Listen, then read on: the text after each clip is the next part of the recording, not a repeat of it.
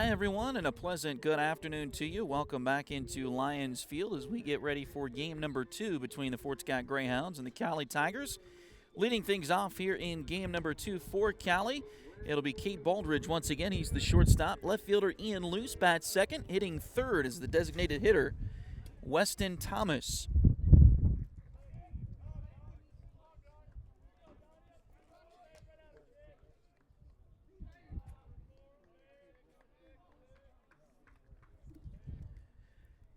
Hitting in the hitting in the cleanup spot is Dawson Williams. He'll be back at first base today in game number 2 for Cowley. Logan Smith is at third. He bats fifth. And his first pitch is grounded right back up through the box for a base hit for Cade Baldridge.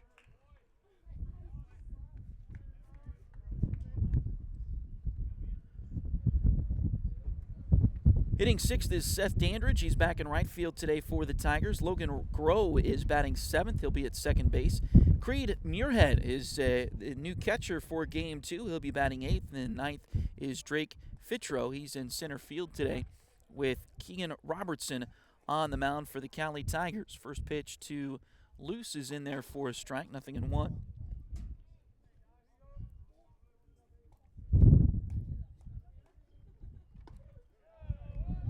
And that one's in there for strike number 2. Defensively for the Greyhounds here in game number 2, left to right across the outfield, Cale Ortner is in left field here in game number 2. Aaron Jamison back in center, and Michael Polubinski is back in right field for the Greyhounds. And a called strike 3 on Luce to get the first out of game number 2 here for the Greyhounds.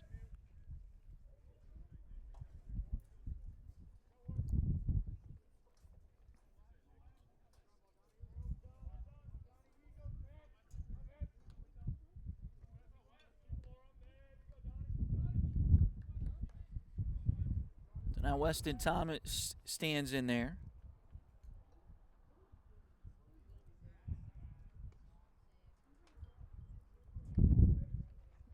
Check on the runner, Baldridge at first. He's back safely. First to third around the infield for the Greyhounds there in game number 2 is Josh Polubinski at first, Max Erdley at second, Owen Rush at short. Cade Gavina is in at third. And then Rowan Christensen is behind the plate here in game number 2 for the Greyhounds with Nick Lay on the mound. Lay, a 6'1", 210-pound redshirt freshman, as he'll give up a base hit there from Thornton, Colorado.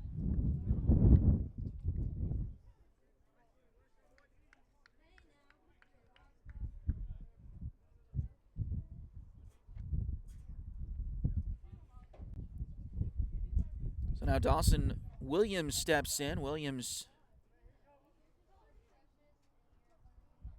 first baseman today for the Tigers here in game number 2. That one's popped up right side. Polubinski coming over. It'll be the second baseman Erdley, and that's out number 2.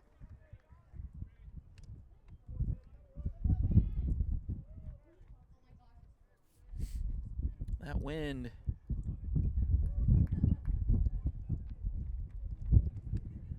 still pretty breezy at times.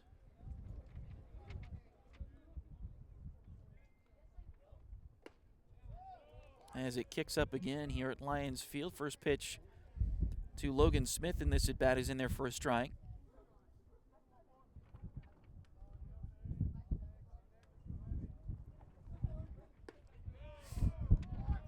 Nice breaking pitch by the left-hander Lay that catches the strike zone, 0-2.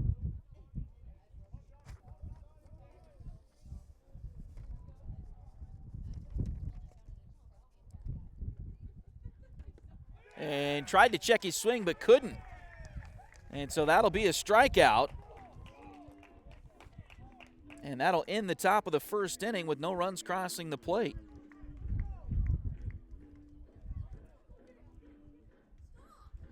Two hits, 2 runners left in the top of the first. We'll head to the bottom half when you come back. It is the Cowley Tigers 0, Fort Scott coming up.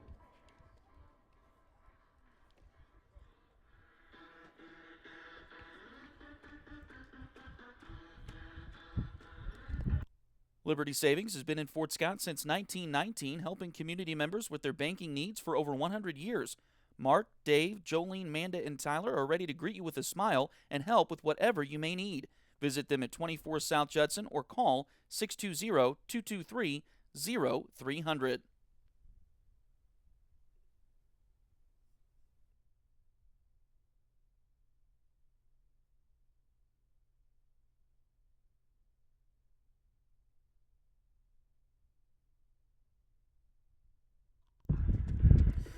So the Greyhounds lineup here in game number 2, it'll be fairly similar to the first game today. Owen Rush, the shortstop, leads things off. Kate Gavina is at third here in game 2. He'll bat second. Hitting third is Aaron Jameson, the center fielder.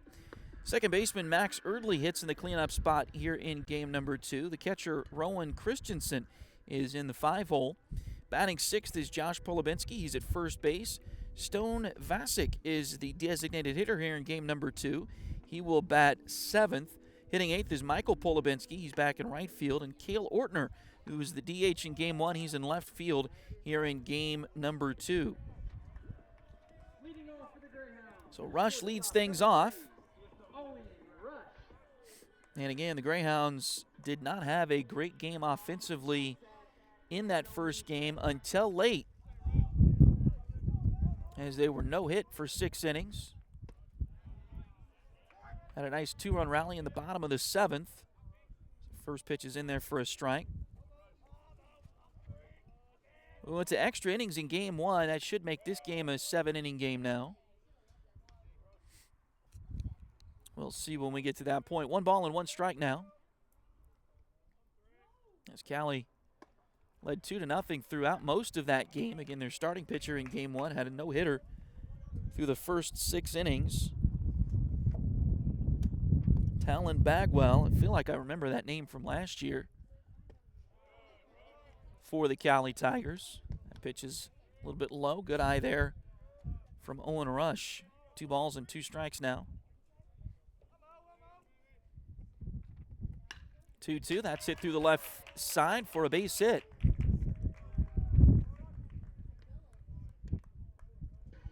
So Owen, who led off game 1 by reaching by an error, and then the next 18 in a row were set down by Bagwell, the pitcher for Cowley, before the Greyhounds got that rally going.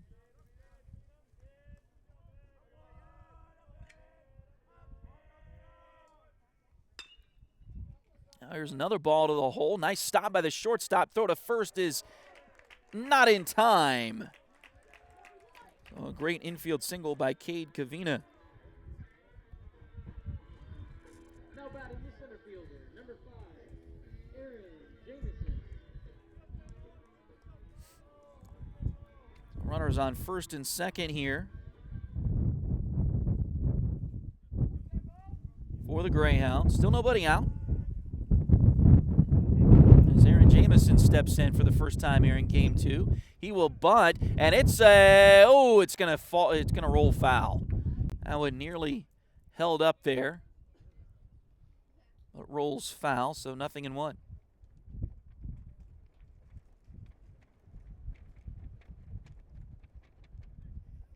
Jameson really got things going for the Greyhounds in the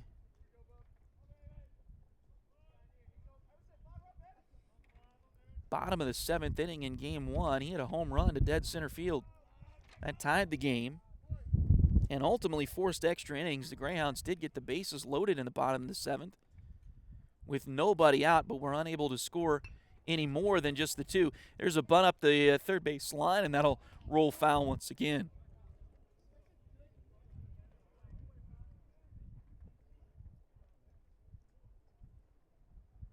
So we went to the 8th inning, and Cowley scored 4 in the top of the 8th. Fort Scott could not respond, and we finished that one in 8 innings. 6-2 was the final score. It's tough for the Greyhounds after a couple of tough losses to Cowley yesterday in Ark City. Here's the, he's going to try check the runner at second, and maybe didn't move fast enough through that as it's a balk called.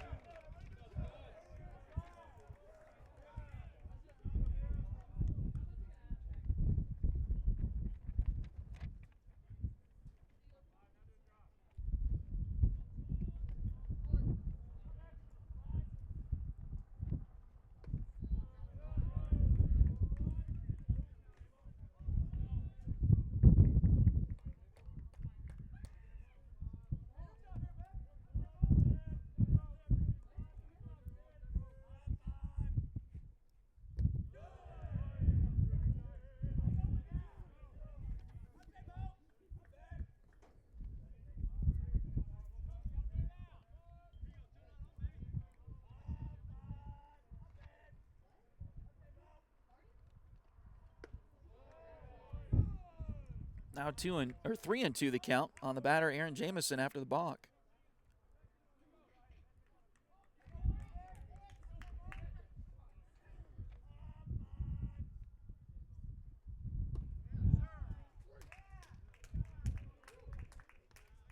And a strikeout.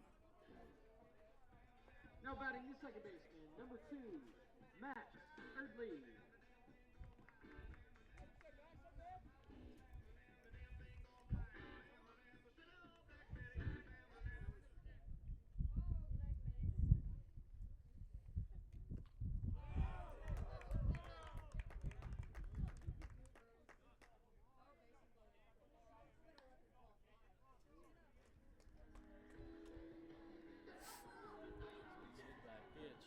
So now Rowan Christensen steps up after Early gets hit by the pitch.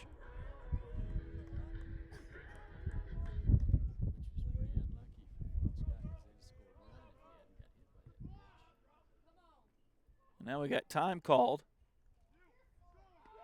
Oh, another balk has been called apparently. And now Keegan Robertson is going to the field umpire and asking what he's doing. I believe that one was called by the home plate umpire. The first balk was called by the field umpire. And now the field umpire is going to Coach Darren Burrows of the Tigers to explain what he's doing there. I'd say what, some of the balks, you got to have some laser eyes to see some of these movements. The Greyhounds will take advantage and take the run here.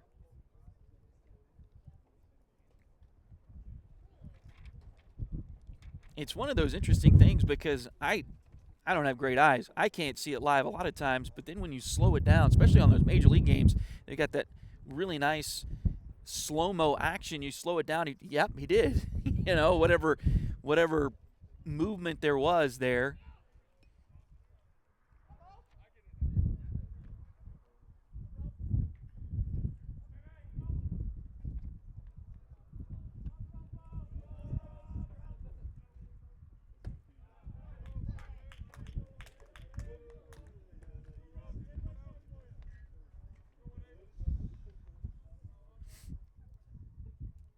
So one run is in here for the Greyhounds. One out. Runners on second and third. That one's hit down the left field line, but hooking foul. And we'll get out of play. So the count is 0-2 on Rowan Christensen, who's the catcher here in Game 2 for the Greyhounds.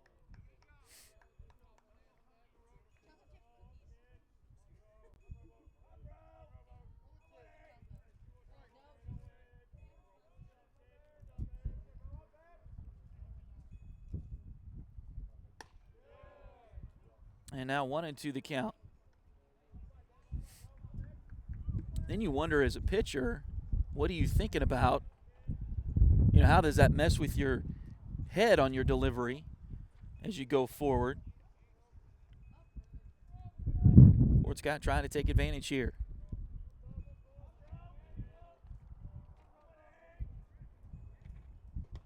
Oh, tried to check his swing but couldn't hold up. And so that's a strikeout.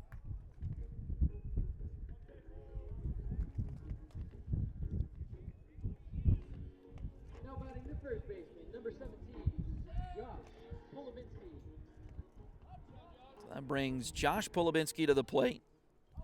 With 2 outs, runners on second and third. First pitch to him, that's going to get away, and that'll score another Greyhound run.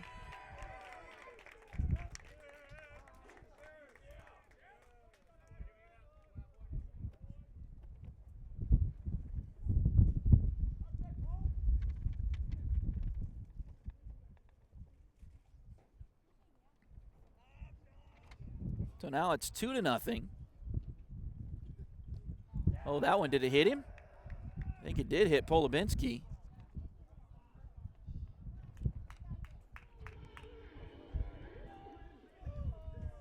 So Robertson a little wild here.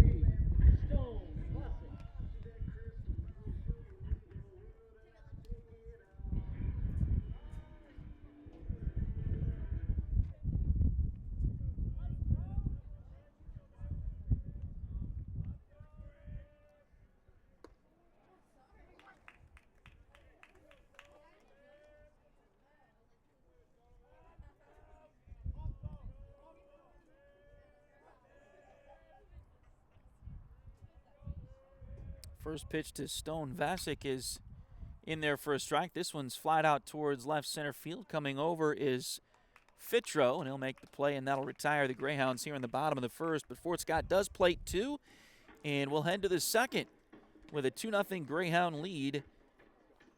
You're watching Greyhound baseball here on Duckbait TV.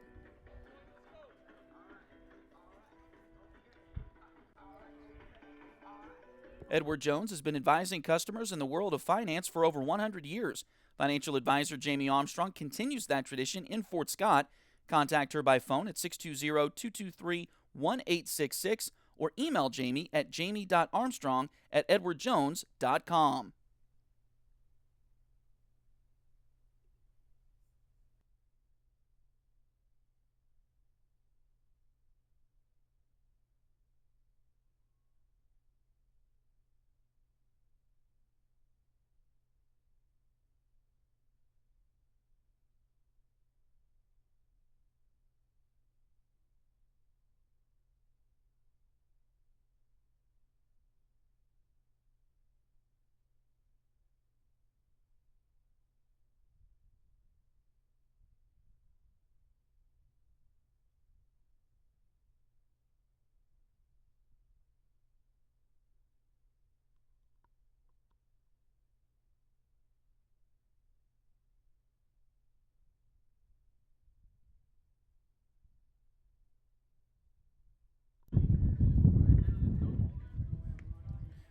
So as we head to the second here in Game 2, it'll be Seth Dandridge, Logan Groh, and Creed Muirhead due up here for the Cowley Tigers. I do apologize if there's been a time or I think there's been at least a time or two where I've said Tigers instead of Greyhounds. I knew I was going to do that. We do the high school. We cover the high school here in Fort Scott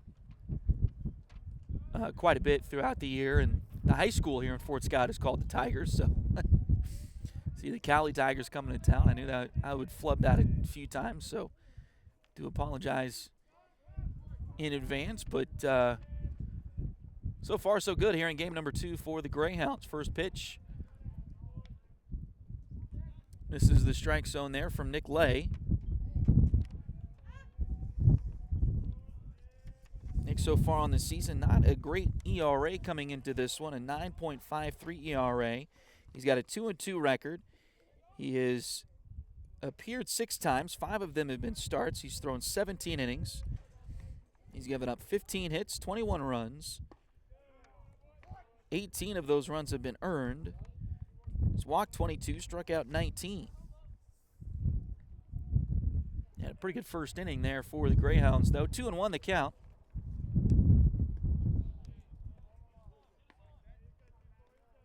And that one's low, 3-1.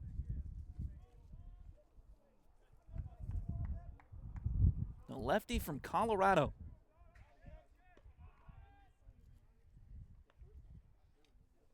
The 3-1 pitch on the way. That one's fouled at the plate.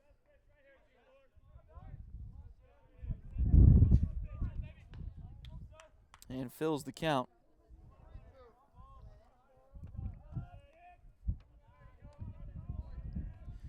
I always wonder about those guys from places like Colorado, and that pitch is outside for ball 4. But those cold weather states like Colorado, I know there's been big leaguers before from places like North and South Dakota, Wyoming. I always wonder what their spring baseball routine is like.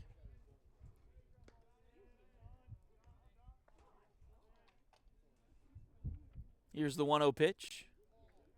That one's low. 2-0. I believe, I don't know if it's still the case, but I believe it used to be where Iowa actually played their high school baseball season in the summer. They started a lot later, and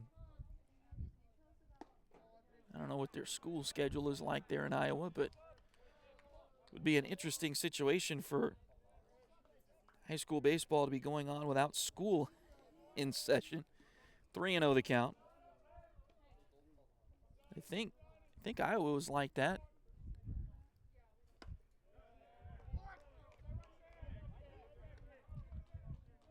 Pitches in there for a strike, 3-1. The Nevada Griffins, the summer league team over in Nevada, Missouri, goes to Iowa a few times a year, and they've got at least one of the teams they play has to schedule their games around, or used to at least anyway, and to schedule games in the summer around the high school team. I don't think it was a Legion team. I think it was the actual high school season. 3-1 the count. That one's outside for a ball.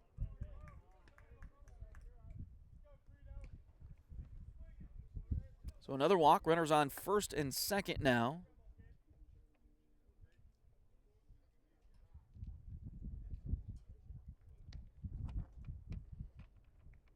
And now the catcher, Christensen, is going out to talk to his pitcher, Lay. A lot of those places are pretty gorgeous in the summer. I tell you, here in Kansas, we get some pretty hot, nasty Julys and Augusts.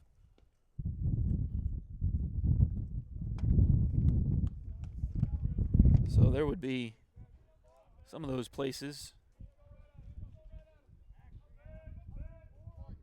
It would be pretty nice. It'd just be difficult to start the season in March or April like we do here in Kansas. That pitch is low. He did pull back on the bunt, according to the field umpire. Creed Muirhead, he's getting his first at bat today. He did not play in Game 1. Both teams using a second catcher here in Game 2. Happens quite a lot.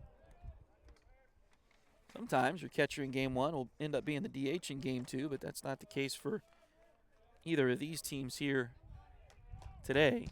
2-0 the count.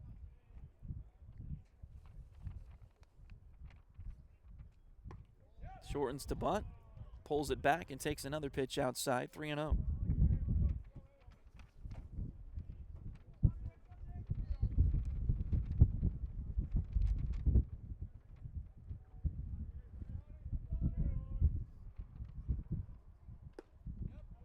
That one's in there for a strike, 3-1.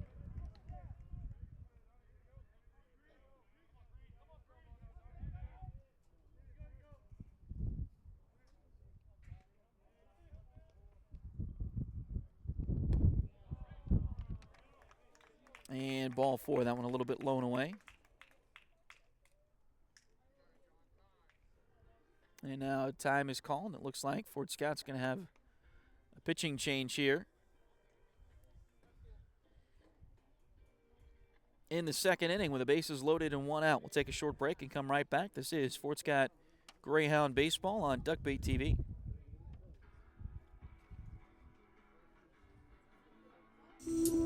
Ready to turn your nails into a work of art? Hi, I'm Delana Beatty, nail tech and artist. I specialize in custom nail art as unique as you are.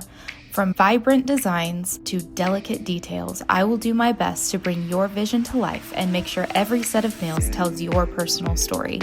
Get the perfect combination of style, quality, and fun with Nails by Delin at Spoiled Brat Salon in Fort Scott, Kansas.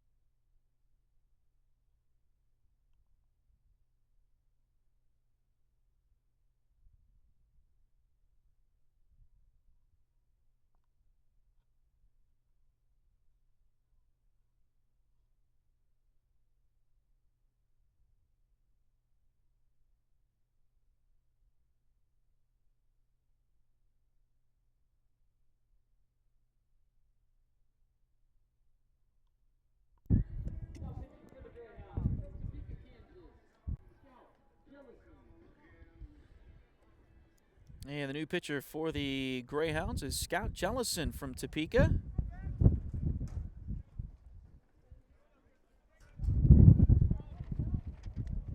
Got to talk with his grandparents in between the two games earlier today. Coming from almost Dodge City to Fort Scott to see this game here today. Further than Dodge City. That's commitment there. Drive all that way from Western Kansas. The 1-0 pitch. This one's hit into left field. Coming back now, going back, and it's going to get over the head. That wind really giving Cale Ortner some problems out there in left field.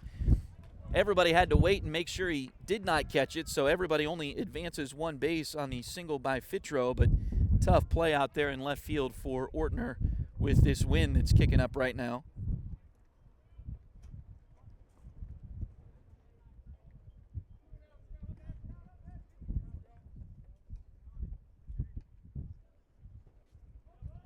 So the base is still loaded. It's now 2-1.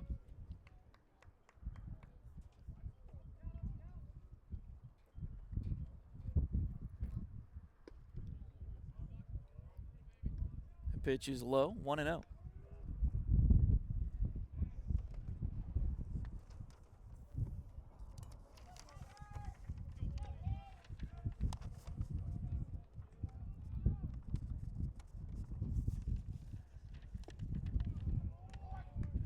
That one's in there for a strike. 1 ball and 1 strike. Scout so far this season with a 3.78 ERA. He's made 9 appearances for the Greyhounds, all of them out of the bullpen. Nice tall right-handed guy out of Topeka, Kansas. Here's a pitch that's hit out towards left field again. Going back is Ortner. This time makes the play on it. The runner tags from third. He'll advance. But again, great job by the Tiger defense to get that ball in and keep everybody else where they were. So the runner from third scores on a sacrifice fly. That's the third one today in both games, I believe. And nobody else has advanced on the bases on those sacrifice flies for Cowley. So Fort Scott has done a really good job, surrendering the run. That's, not the best, obviously. But making great throws in the defense to keep runners away and keep that score down. There were chances Cowley could have opened that first game up a little bit if the defense had not been as sharp as it was in that first game for the Greyhounds. This one's hit out towards center field. That's a poke out there. And did he catch that ball? He did. What a play by Aaron Jamison up against the wall.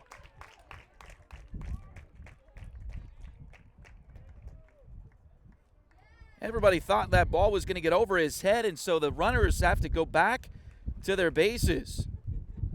No advance.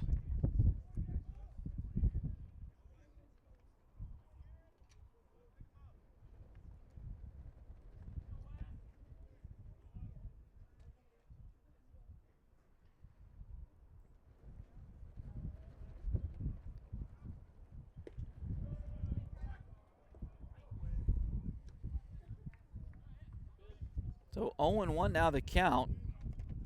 And Fort Scott again with the defense, an opportunity to get out of this inning. That one's in there for a strike, 0-2. Runners on first and second now.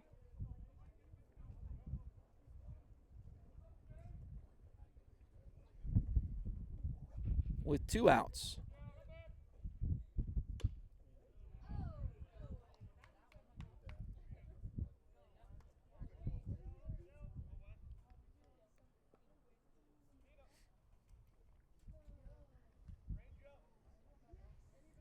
No balls and 2 strikes on the batter, Thomas. He singled his first time in this game, too. Nice breaking ball, just didn't break quite enough to catch the zone, 1-2.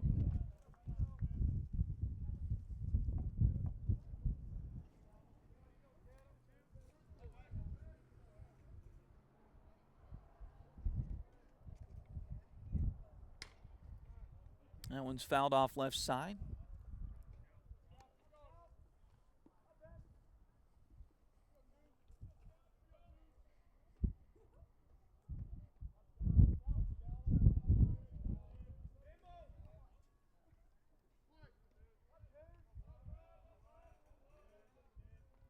One-two pitch on the way from Scout is fouled away again.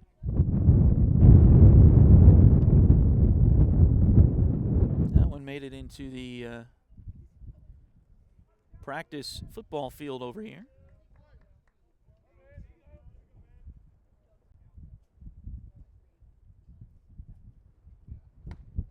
One-two pitch.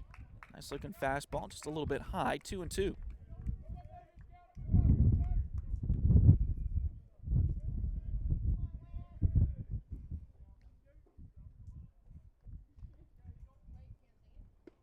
Swing and a miss, strike 3. Nice pitch by Scout Jellison to get out of the inning.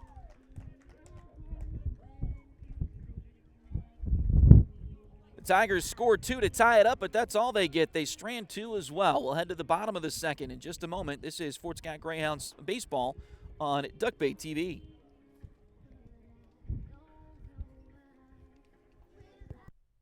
Patty West and Crystal Cowan are a mother-daughter duo selling personal and commercial insurance.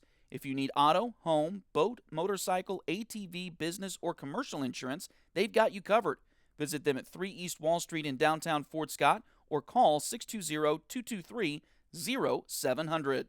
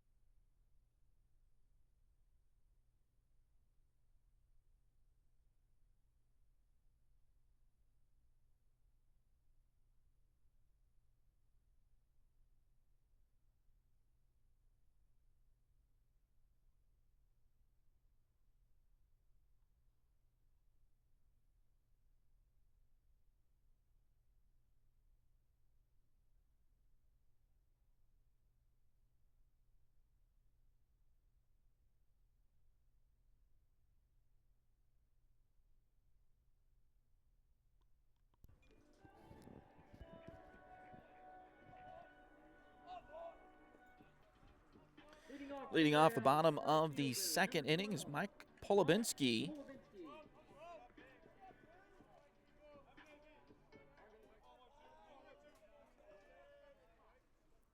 First pitch to Mike is back to the screen.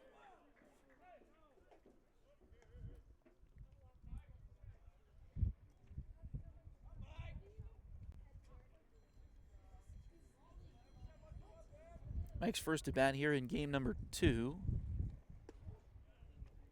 Nice breaking ball in there for a strike from Robertson. And the count evens at 1-1.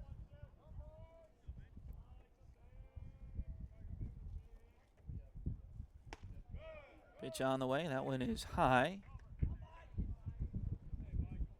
2 balls and 1 strike.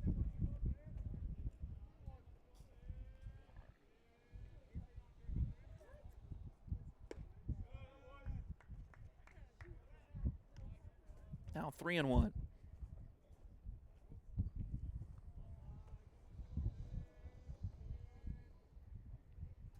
Pitch on the way. This one is fouled back towards us.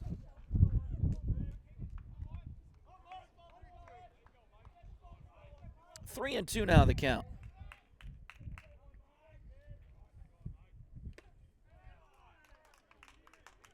And looked like a foul tip caught by the catcher Muirhead. So tough luck strikeout there for Mike Polubinski, and that'll bring Cale Ortner to the plate.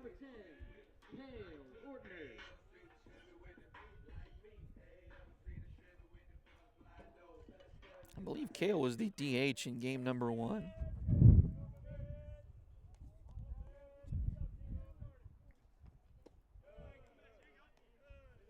But he is in left field here in game 2 for the Greyhounds. Takes the pitch low for ball 1.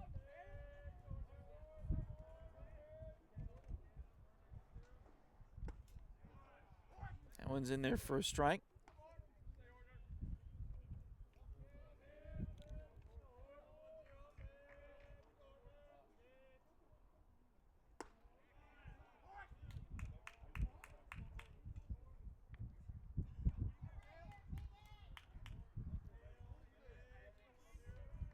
One ball and 2 strikes now.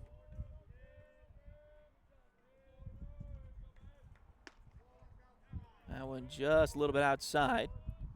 Good eye there for Cale.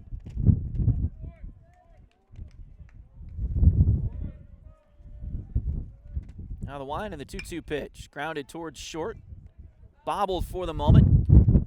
High throw, but it's in time, and that will retire Ortner.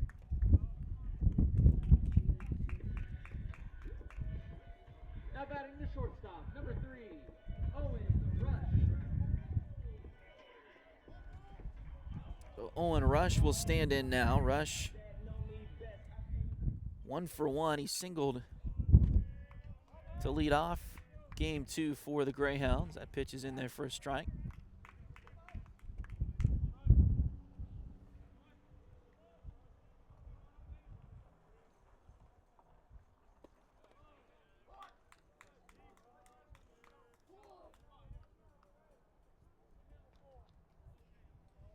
And now 0-2 on Rush. The Greyhounds, and I haven't looked at the standings, so I'm not 100% sure where they're at the moment, as it's now 1-2 the count. Last couple of years, Fort Scott has finished in the top 4 in the East. That pitch is low. The Tigers thought that was in the strike zone. Not just pitcher Robertson, but several of the defenders were starting to run off the field. Here's the 2-2. This is grounded, foul past first.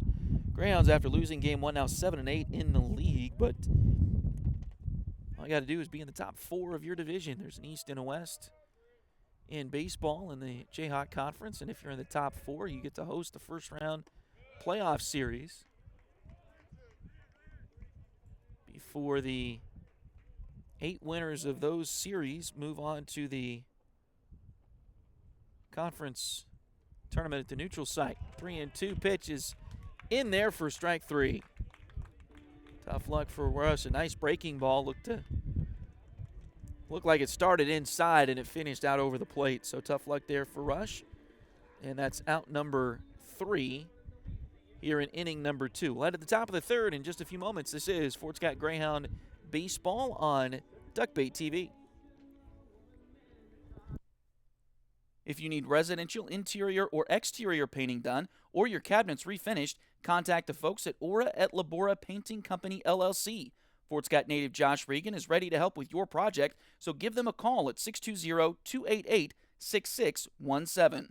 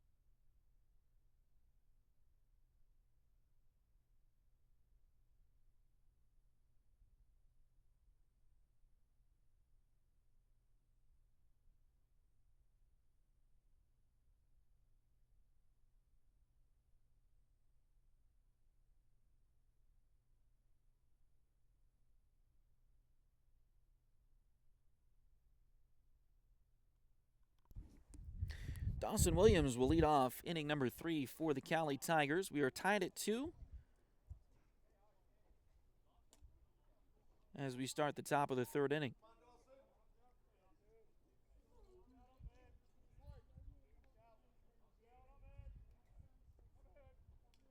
Oh, high and tight with the first pitch there.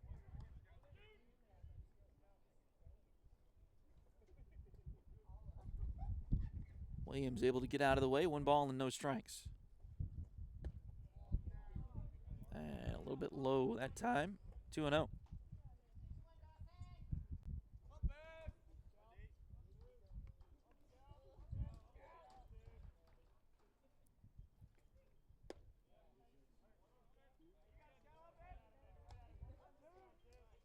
Now 3-0. Williams flew out his first time. He's 0 for 1 here in game 2. That one's in there for strike 1. We'll see if he takes again.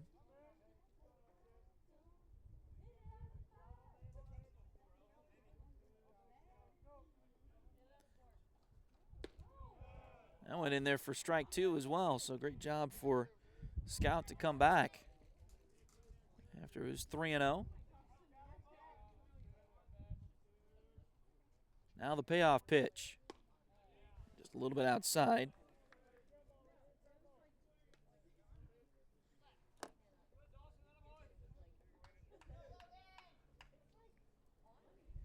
So a runner on first with nobody out for Logan Smith.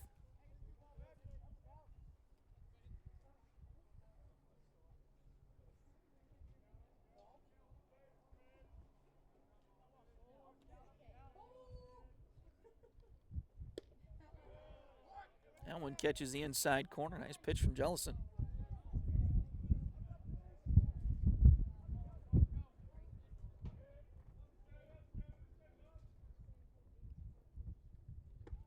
Oh, nice breaking ball. That one looked like it was going to be in the other batter's box, and by the time it got to the plate, it was pretty much down the middle. 0-2 the count.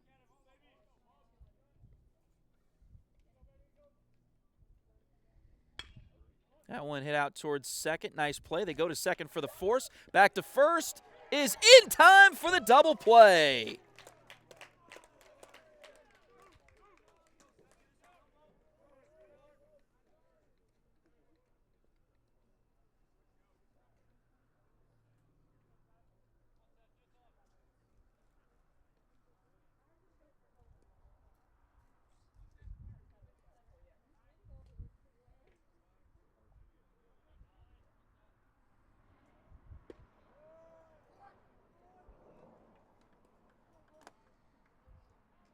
So the situation goes from nobody out with a runner on to 2 outs, and the base is empty.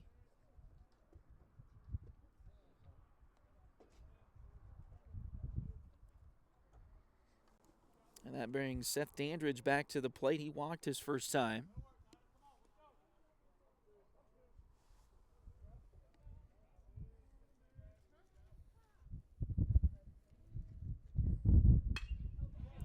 This one's hit into center field. That'll get down for a base hit.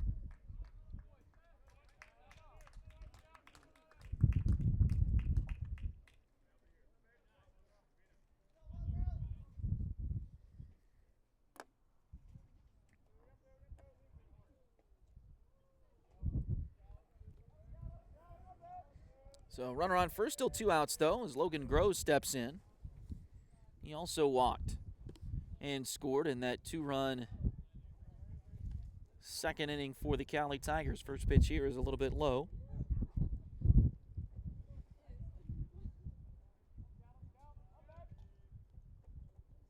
One 1-0 pitch. That one misses high a little bit as well. 2-0.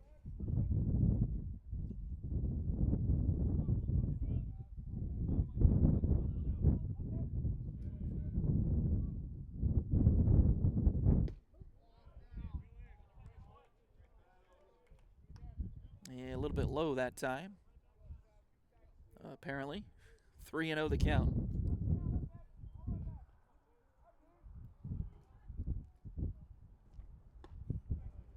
That one catches the zone there. 3-1 now.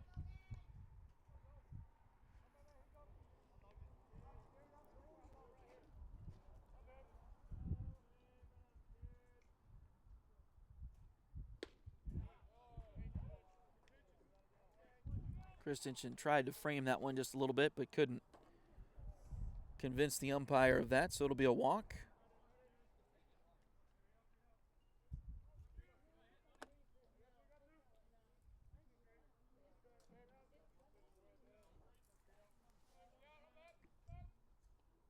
Still 2 outs. Now runners on first and second for Creed Muirhead.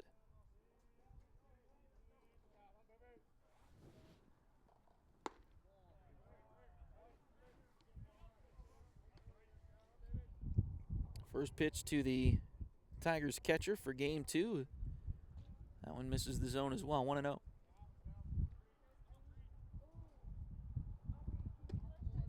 1-0 pitch, a bit outside that time, 2-0 now the count.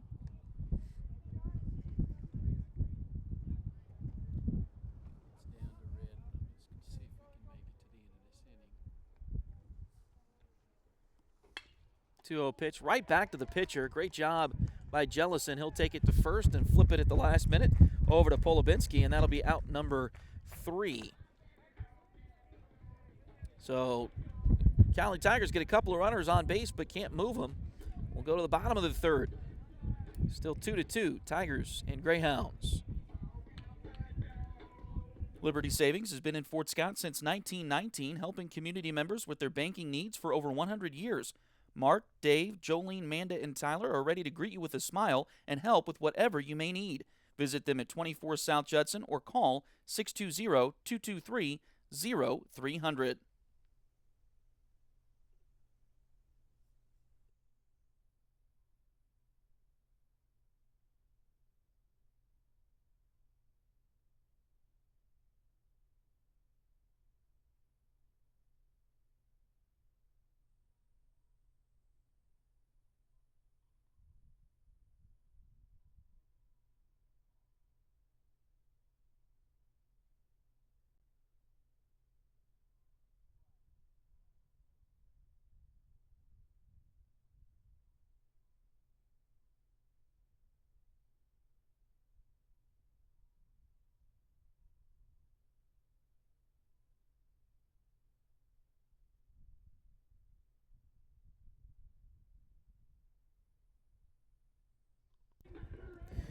As we head to the bottom of the third inning, it'll be Cade Cavina leading things off for the Greyhounds. He'll be followed by Aaron Jamison and Max Erdley.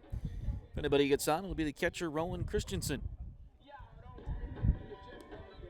Tigers playing tough against this the Greyhounds playing tough against this Cowley Tiger team. They lost both games in Arc City yesterday.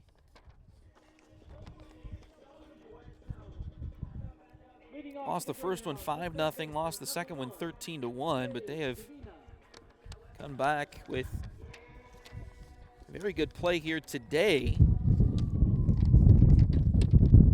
Again, they trailed the first game 2-0 for most of the way. This one's hit into center field for a base hit.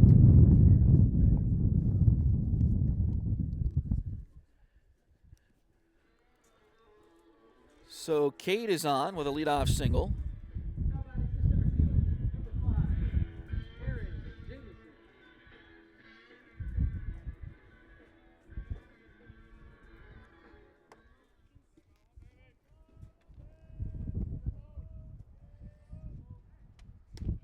And now Jamison bats, takes a first pitch strike.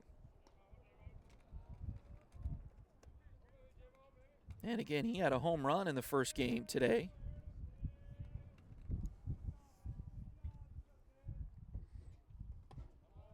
Pitch a little high. He's 0 for 1 so far here in game 2. Struck out his first time.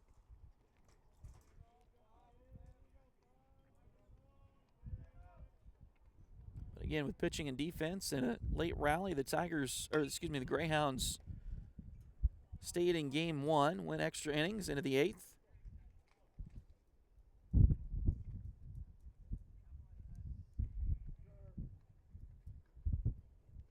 For the Cowley Tigers were able to get 4 runs in the top of the 8th inning and held on to win 6-2.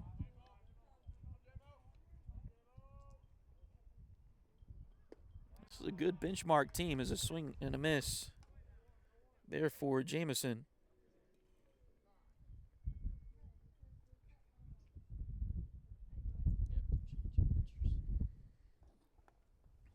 And it looks like the Tigers will be changing pitchers here. And we'll tell you about the new Tiger pitcher in just a moment.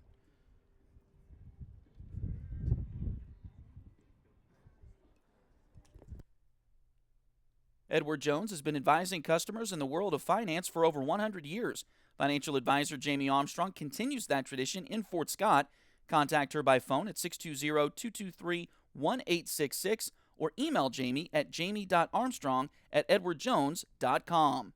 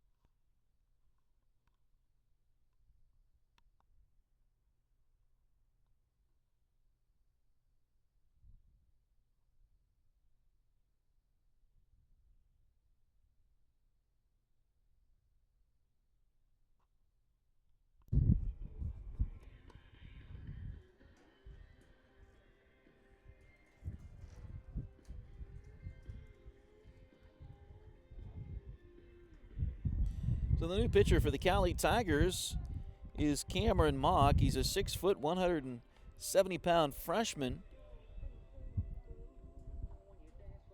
Sidearm right-hander from Rose Hill, Kansas.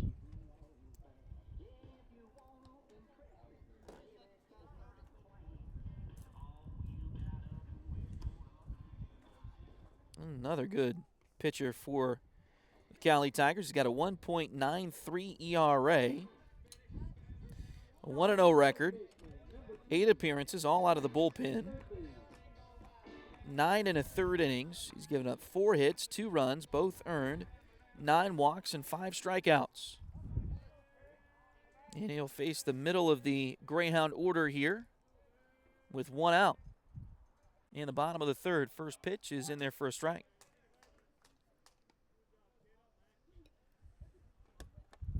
Cade Gavina is at first. Max Erdley is at the plate. He was hit by a pitch his first time.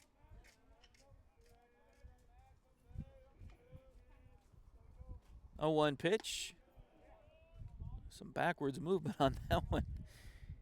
Missed high, 1-1.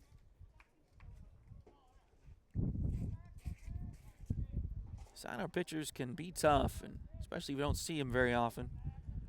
That release point can be awkward, especially for right-handed batters, which of course Max is. Throw to first, and the runner is back safely. 2 runs on 4 hits, no errors, 6 runners left on base so far for the Cowley Tigers. 2 runs on 3 hits, no errors, and 2 runners left on base for the Greyhounds thus far. And that pitch looked like a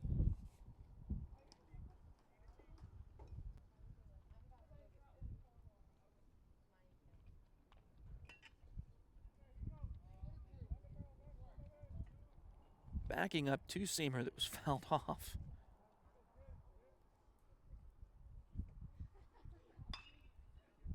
Threw it again, but a little bit over the plate. This time it's sliced just foul past the right field line.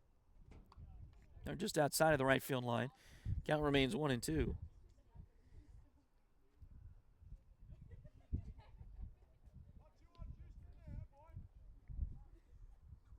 Mock has some good movement on that pitch. Not sure if that's a 2-seamer or exactly what he's throwing there, but it's backing up on the right-handed hitters. Threw it again, this time a ground ball to short. Go to second for 1, back to first for 2, and that will retire the Greyhounds here in the bottom of the 3rd. We'll be right back with the 4th inning. This is Greyhound Baseball on Duckbait TV. Ready to turn your nails into a work of art? Hi, I'm Delena Beatty, nail tech and artist. I specialize in custom nail art as unique as you are. From vibrant designs to delicate details, I will do my best to bring your vision to life and make sure every set of nails tells your personal story. Get the perfect combination of style, quality, and fun with Nails by Delin at Spoiled Brat Salon in Fort Scott, Kansas.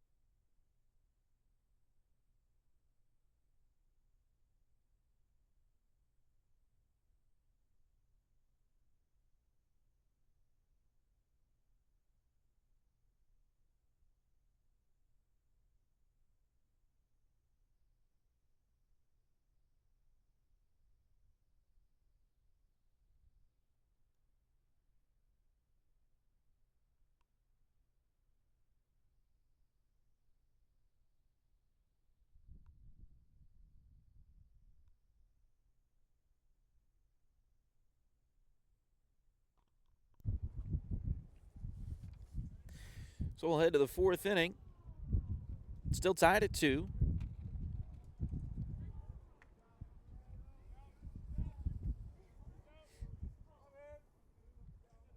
Scout Jellison still out there on the mound for the Greyhounds. First pitch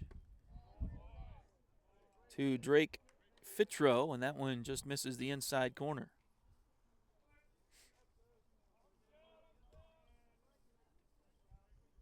Tell you what, the wind will die down for a few minutes, a few seconds. As that one's off of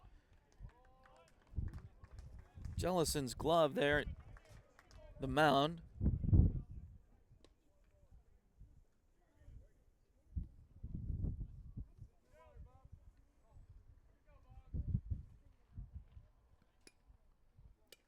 Ooh, tough score room. I'm going to give an error to Scout on that one.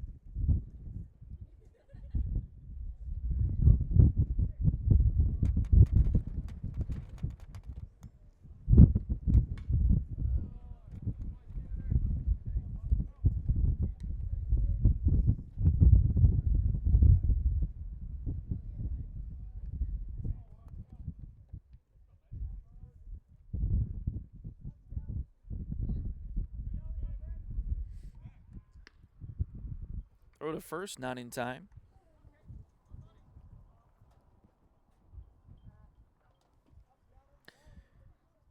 Probably a play Scout would tell you he should make. However,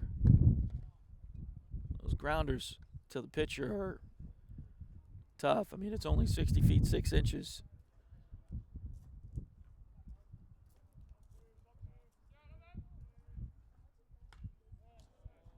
So it's fouled back to the screen. 0-2 the count.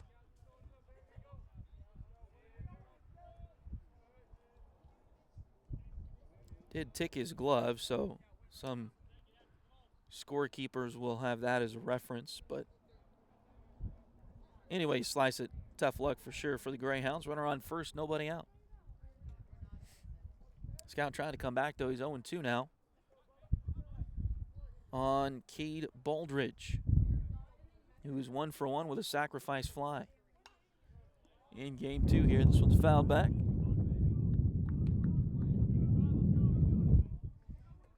And out of play.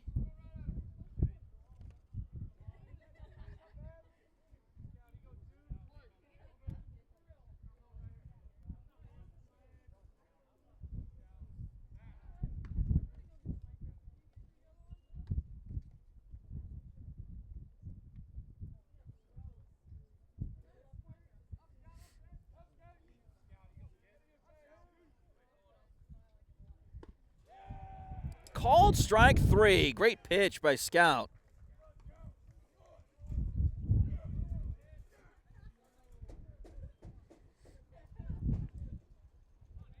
So 1 out now for Ian Luce, the number 2 hole batter.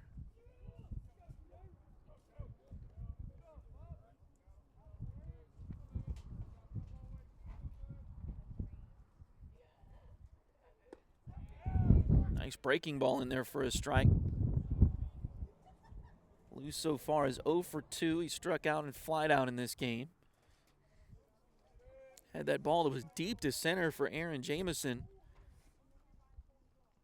Made a nice play up against the wall on that one.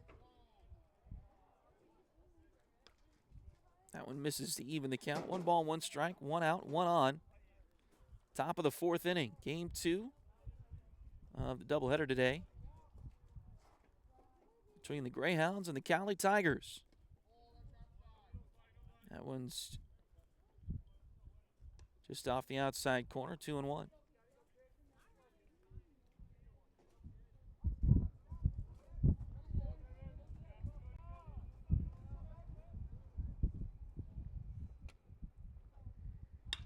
That one's hammered out towards center field.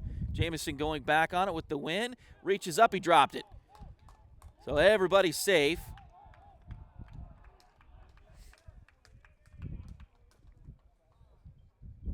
Ooh, another error, tough error there. He got to it.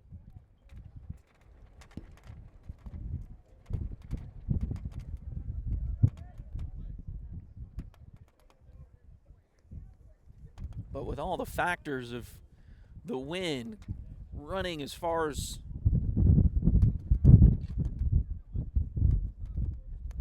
he had to get to it.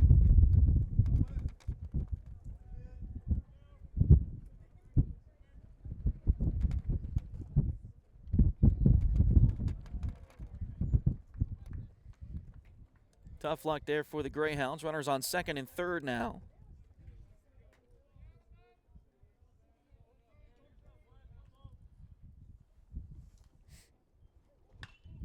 This one's hit out towards left field, but will slice foul. And the count is at 1-1. I tell you what, that wind, it'll kick up here for a couple of minutes and make it feel like January again. Then it'll die down, and that sun is pretty bright and nice today too. So it's kind of go back and forth. It's almost too cold for 2 or 3 minutes. Then it's pretty nice and balmy for 2 or 3 minutes. There's a ball hit through the right side. That'll score 1. Here comes the second run. They'll get the ball in, but not in time, as Luce scores from second, and it's now 4-2 in favor of Cowley.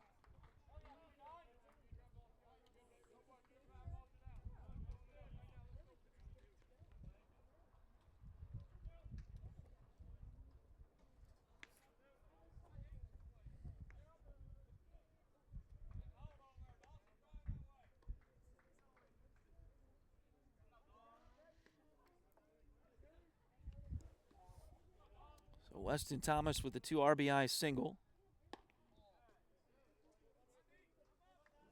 And now Dawson Williams back at the plate. He's 0 for 1.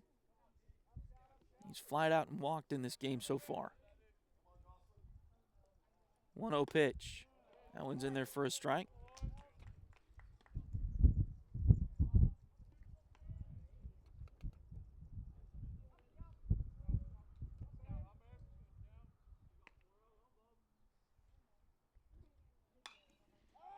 So it's popped up on the infield. Who wants it? Who wants to deal with the wind? Nice play by Cade Cavina. He kind of had to, he got to the pitcher's mound and then kind of had to reach back to his left just a little bit, but able to make the play, and that's out number 2.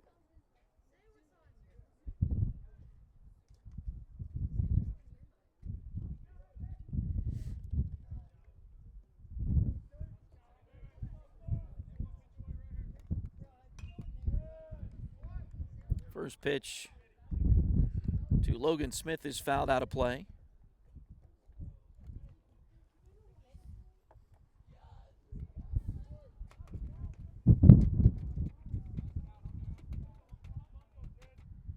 A 1 on the way. That went off the inside corner.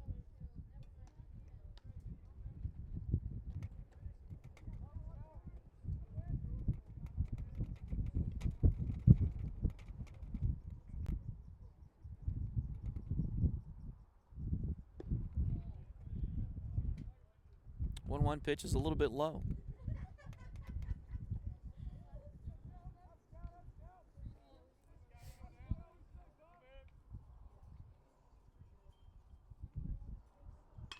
Two one. That one's fouled off left side, not a play. 2 balls and 2 strikes with 2 outs. Runner on first, that's Weston Thomas after a 2 RBI single. Knocked in the 2 Cowley runs here in the inning as they lead it 4-2. Here's the 2-2 pitch. Oh, nice breaking ball, but just a little too low. 3-2 now, the count fills up.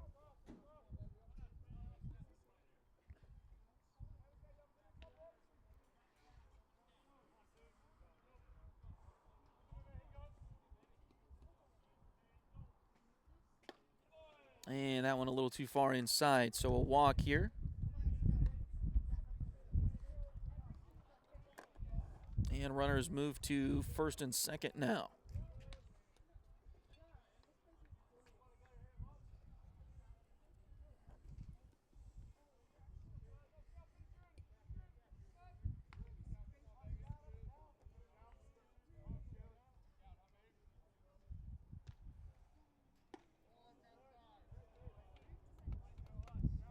First pitch to Seth Dandridge in this at bat is outside. Another Greyhound warming up in the bullpen. Just beyond the Fort Scott dugout on the right side. 1-0 pitch a little bit low.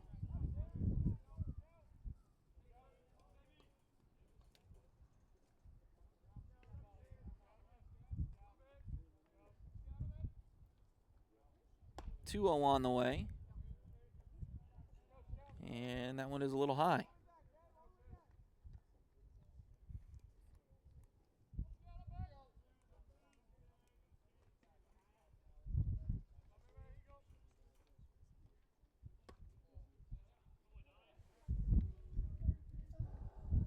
And 4-pitch walk. That'll load the bases. And now Coach Hill comes out to talk to his right-hander.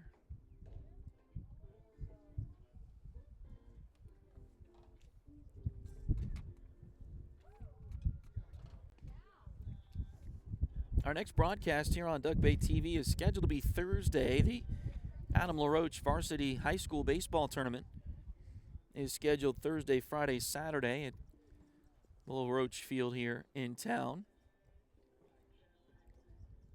I always like to get the high school tournaments when we can on our spring schedule.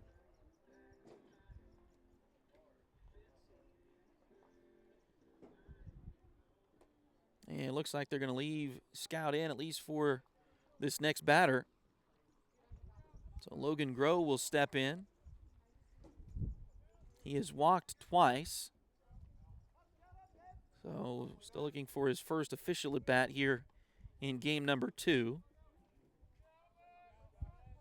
As he bats with the bases loaded and 2 out. Nice breaking ball again from Jellison. That one catches the zone.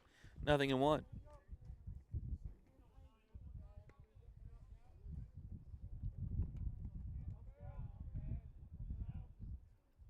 0-1 pitch on the way. Fastball hit into right field. That's going to get down for a hit. Oh, and it got over the head of the right fielder. So 3 runs will score here for the Cowley Tigers. And really the first, I know there's been some errors out there, but first real defensive flub on the day. And unfortunately for the Greyhounds, it cost them a couple of runs.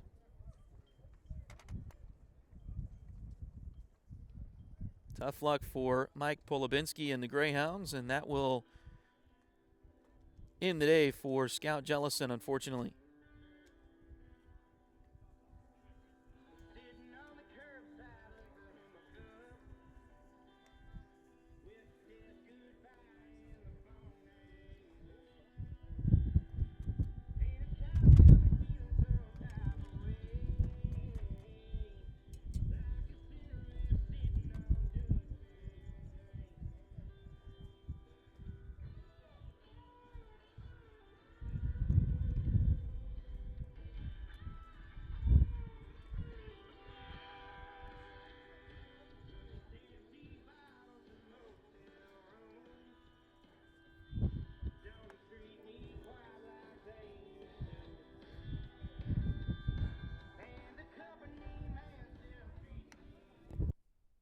If you're interested in helping us out at Duckbait Media, bringing more Tiger and Greyhound athletic events, become a sponsor today.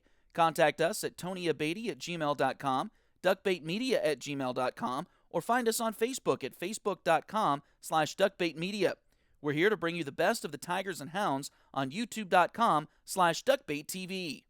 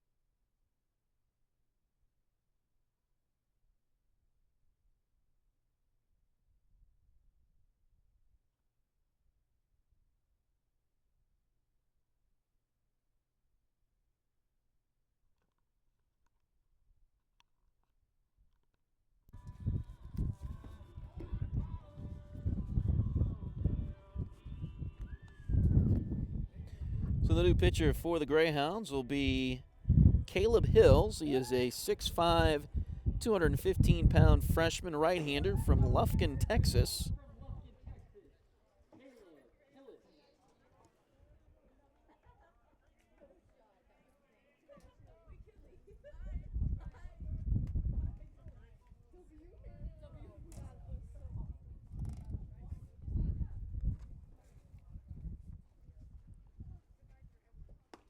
First pitch to the batter, Muirhead, is outside.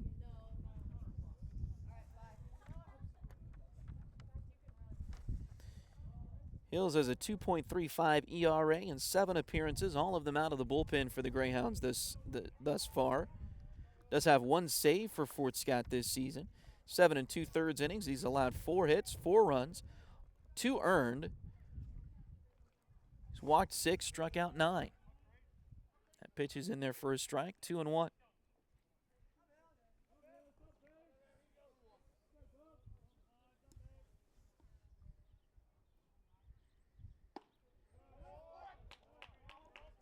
And a called strike 2, so 2-2 now the count.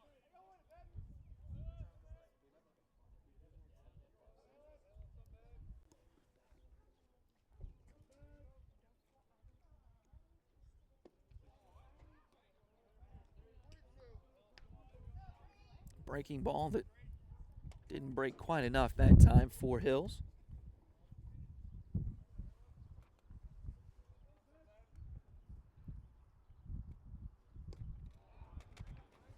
And ball 4.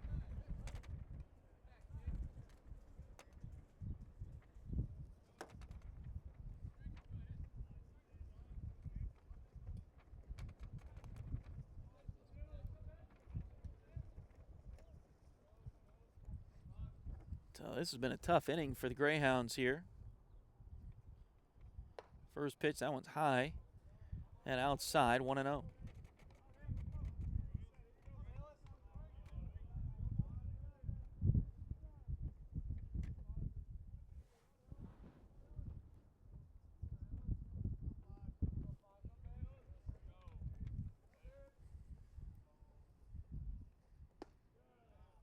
One-zero pitch, that one is in there.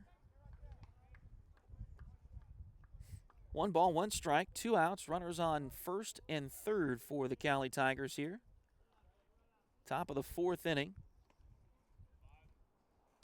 Cowley has put a 5 spot up there to the moment. This one's fouled out of play, left side.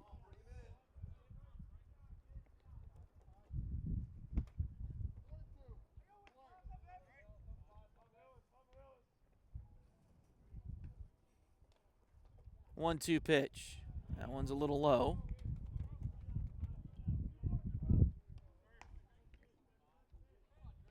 So now 2 balls and 2 strikes to count. To Drake Fittrose, 1 for 2 here in game number 2, but he's been on both times. He reached on an error his last time.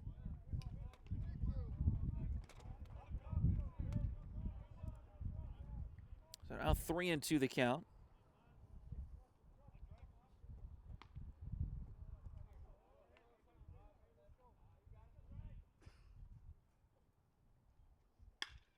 That one hit hard right through the right side. So that'll get another run home. Gross scores. Muirhead moves around to third on the base hit from Drake Fitro.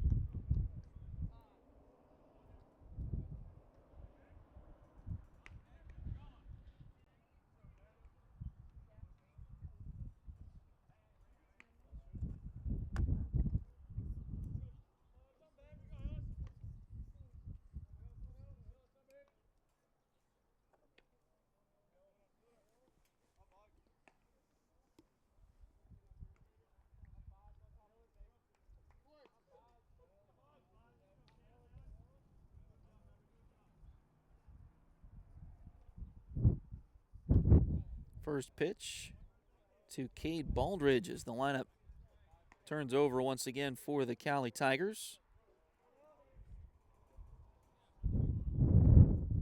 That one misses 1-0.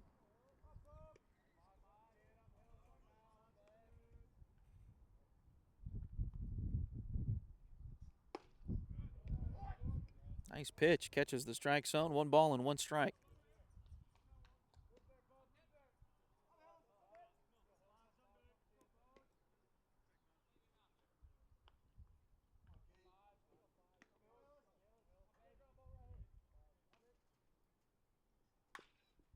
This one's grounded foul. Scoreboard still says 7-2. It is 8-2, right?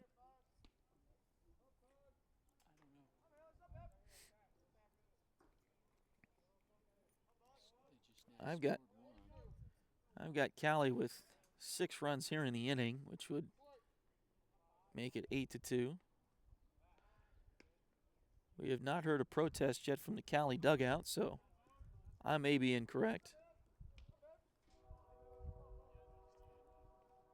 1-2 the count.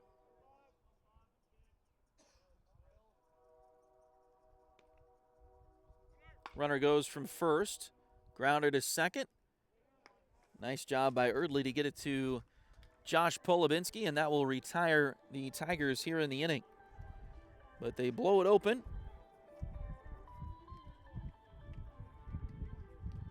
And lead the Greyhounds. We'll head to the bottom of the 4th in just a moment. This is Greyhound Baseball on Duckbait TV.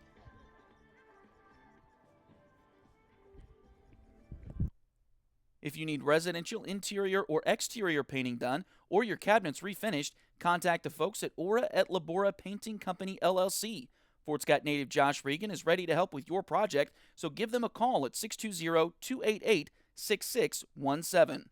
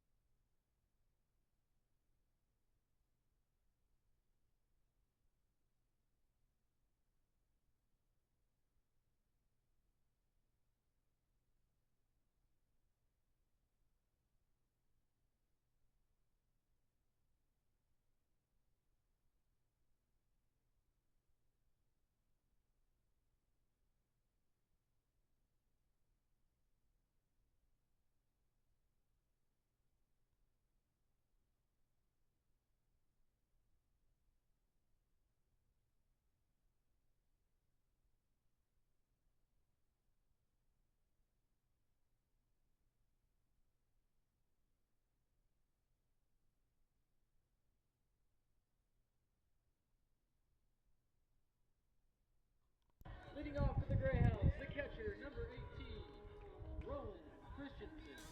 So Rowan Christensen leads off the bottom of the 4th for the Greyhounds. It'll be Rowan followed by Josh Polubinski, and then Stone Vasic due up here in the inning for Fort Scott. They've got some work to do to get back into this after Cowley scored 6 in the top of the 4th inning, lead it 8-2. Oh, that one looked like a breaking ball, but hit Rowan Christensen, and just like most catchers, he just takes it and goes down to first.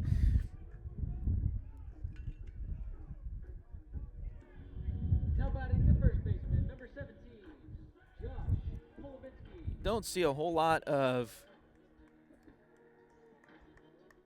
catchers, even if it plunks them really good. They're just used to getting hit, foul tips and all kinds of stuff. So unless there is a major issue, most catchers, they just take it and go to first there.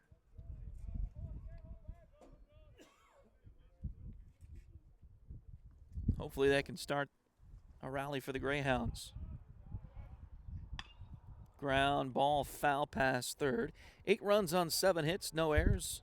8 runners left on base so far for the Cowley Tigers in this game. 2 runs on 3 hits, 3 errors, and 2 left on base for the Greyhounds.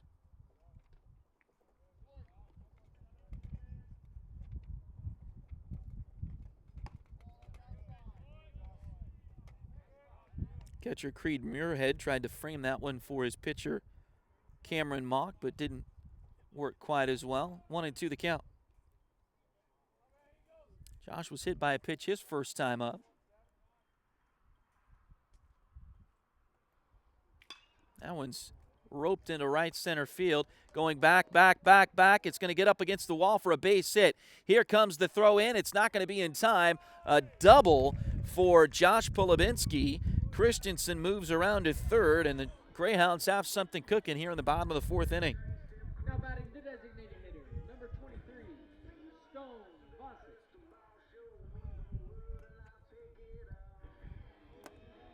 So now Stone Vossick bats.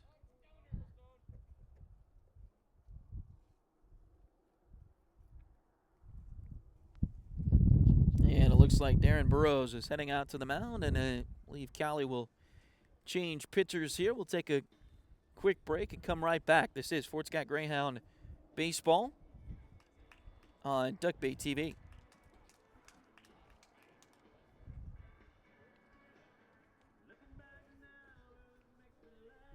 Liberty Savings has been in Fort Scott since 1919, helping community members with their banking needs for over 100 years. Mark, Dave, Jolene, Manda, and Tyler are ready to greet you with a smile and help with whatever you may need. Visit them at 24 South Judson or call 620-223-0300.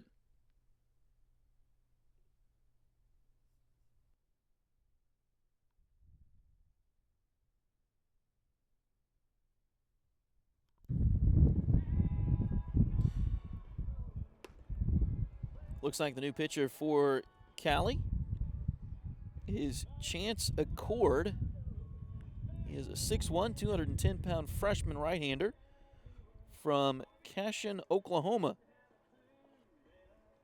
My apologies if I did not pronounce either of those names correctly.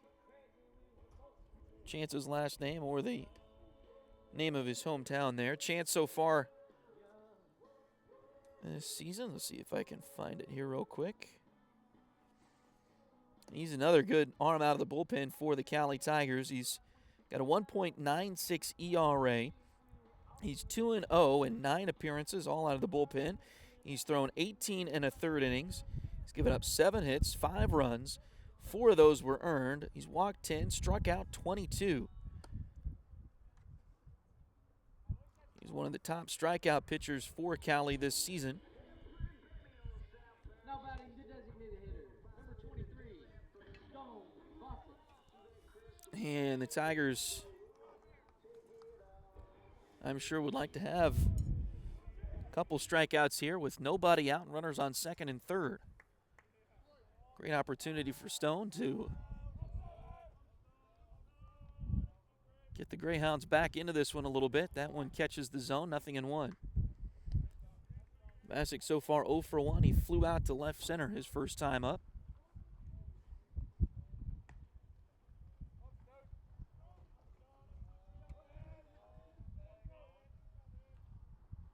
Oh, 1 pitch. That one nearly got him. 1-1 the count.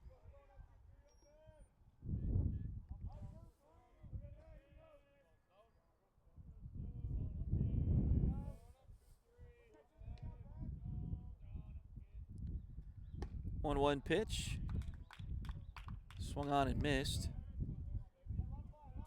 Bassick now down in the count 0-2, or excuse me, 1-2.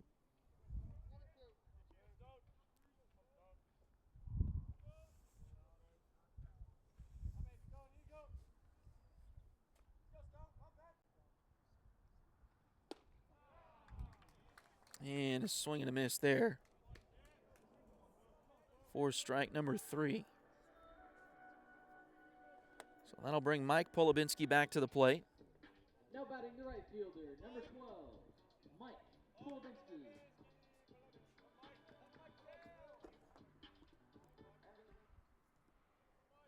So Mike, we'll see. I'm sure he wants to atone for the error he was given in right field in the top half of the 4th inning that allowed a couple extra runs to score on a base hit to right field.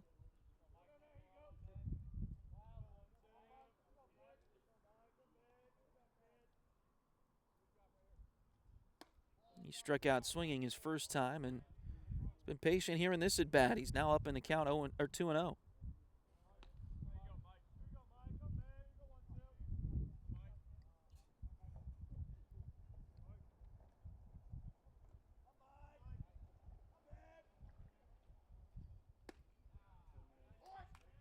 That one, breaking ball looked like catches the zone.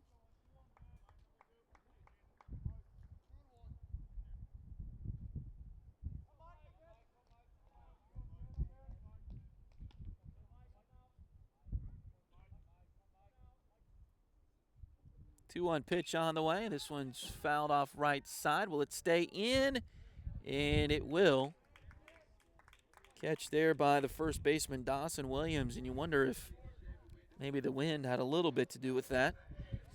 Wind out of the north, gusting across the field from right to left. Really pretty much straight out left field, actually. And so definitely would appear that ball was held up by the wind a little bit down the right, or down the first base line.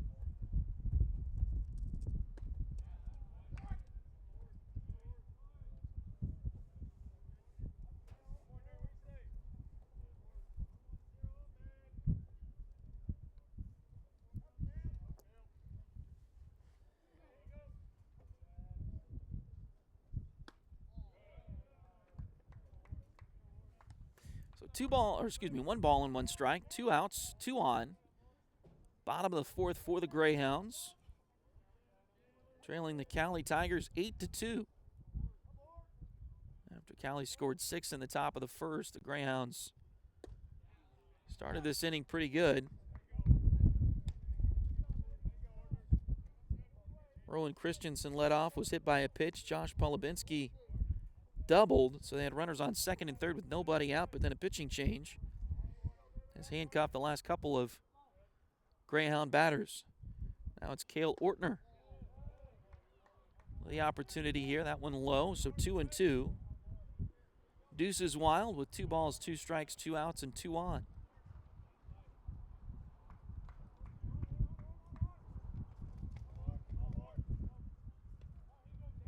Two-two pitch on the way. Good eye from Ortner, a little bit low and away.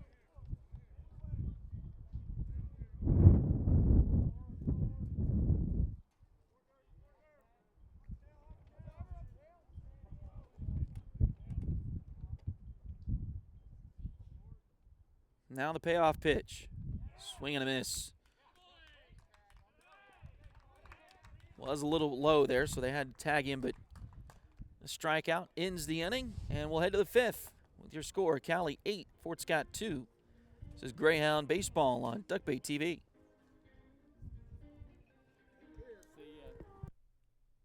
Edward Jones has been advising customers in the world of finance for over 100 years. Financial advisor Jamie Armstrong continues that tradition in Fort Scott. Contact her by phone at 620-223-1866 or email Jamie at jamie.armstrong@edwardjones.com.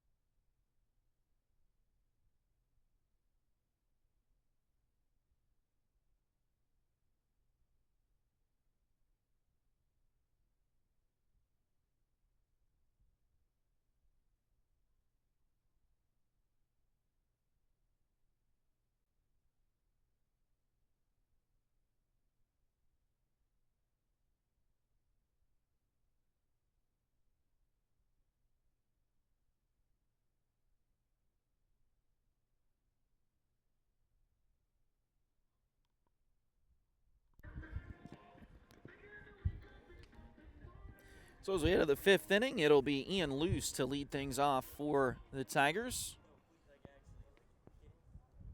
He will be followed by Weston Thomas and Dawson Williams, the heart of the order for Cowley coming up in this inning.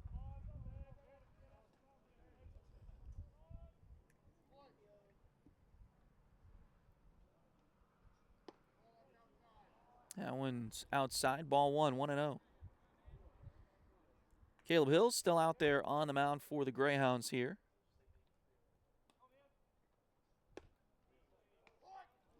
That one catches the strike zone.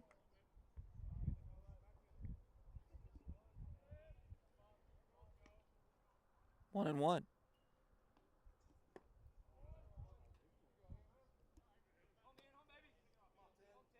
And a swing and a miss. So 1 ball and 2 strikes to Luce, who's 0 for 3 here in game number 2. Did reach on an error, but has also struck out and flown out in this game.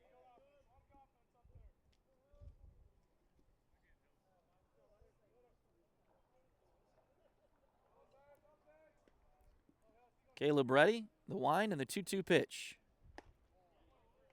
A little bit high to fill the count.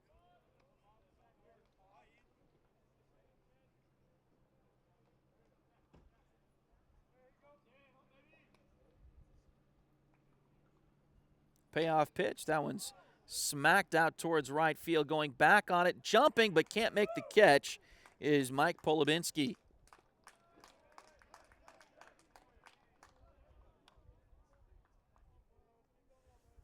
So a double to lead off the inning for Ian Luce.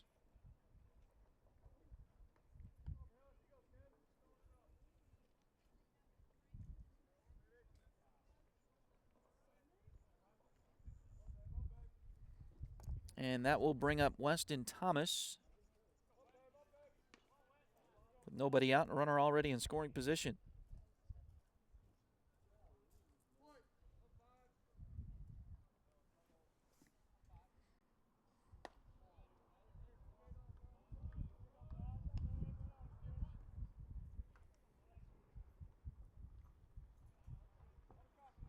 First pitch is high, 1-0.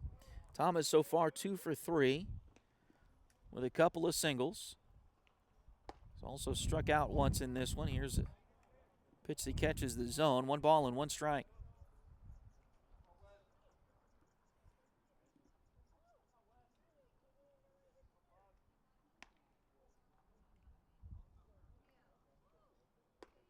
Ooh, breaking ball that didn't break like he wanted it to. Almost looked like it may have slipped out of Caleb's hand there. On delivery, 2-1.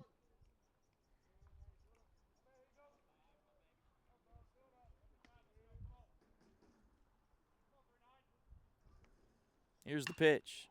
That one's roped into right field again, down in front of Polubinski.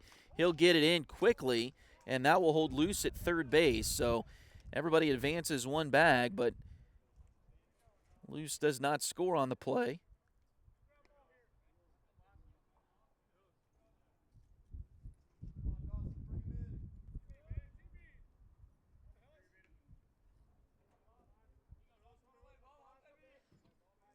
Runners on the corners. Nobody out. For Dawson Williams, who's 0 for 2. Couple of flyouts. Pop-outs, really, on the infield for him. Here's the pitch. That one's in there for a strike, 0-2. Williams also walked. That was his second at bat of the game.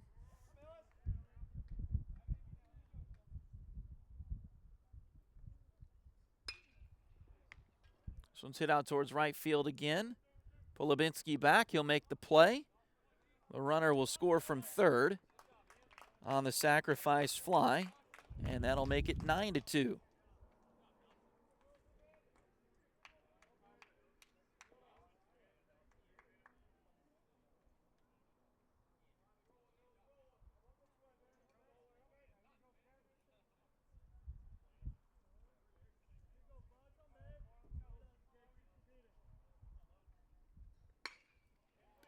First pitch here is roped out to right field. Another base hit.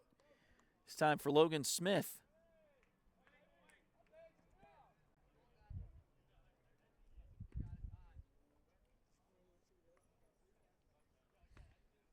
And now it looks like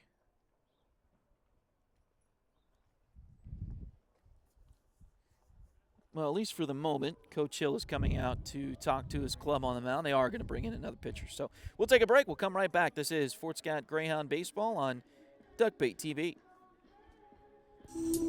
Ready to turn your nails into a work of art? Hi, I'm Delena Beatty, nail tech and artist. I specialize in custom nail art as unique as you are. From vibrant designs to delicate details, I will do my best to bring your vision to life and make sure every set of nails tells your personal story. Get the perfect combination of style, quality, and fun with Nails by Delin at Spoiled Brat Salon in Fort Scott, Kansas.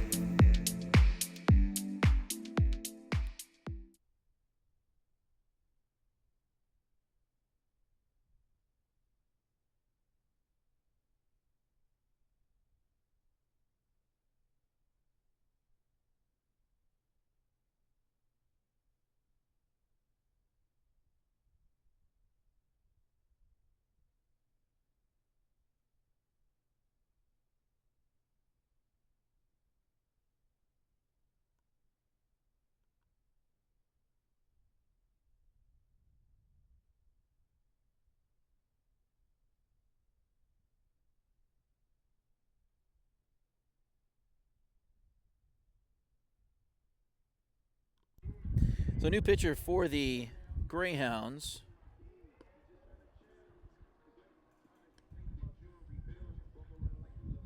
is Connor Birch.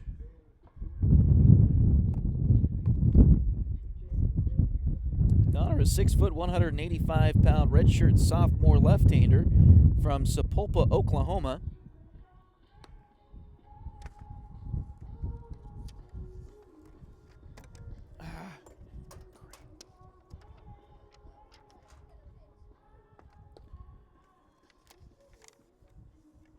So far this season for Connor, he's got a 3.86 ERA. No record, 2 appearances, both out of the bullpen, 2 and a third innings. He's given up 6 hits, 1 run. It was earned. He's walked 1 and struck out 2. So Connor Birch getting an opportunity here. A couple of lefties due up.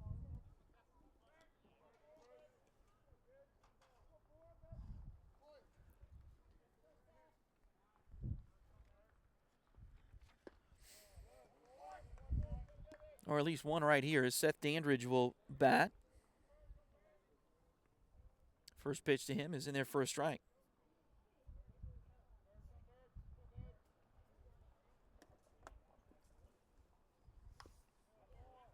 That one's fouled off the end of the bat. So 0-2 the count.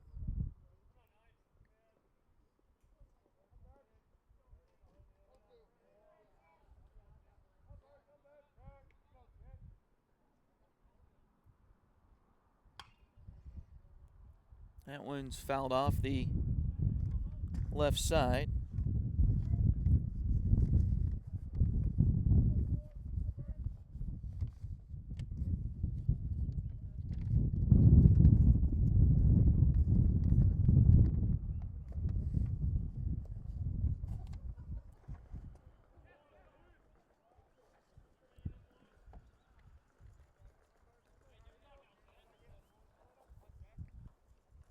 That one gets away from the catcher, Rowan Christensen.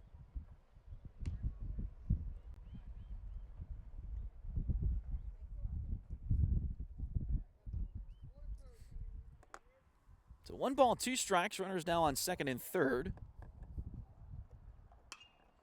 Pitch, that one's hit to the right side, gets through, and that could score 2 more.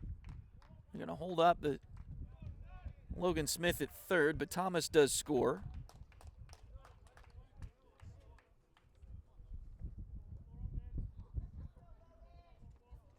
Now runners on the corners.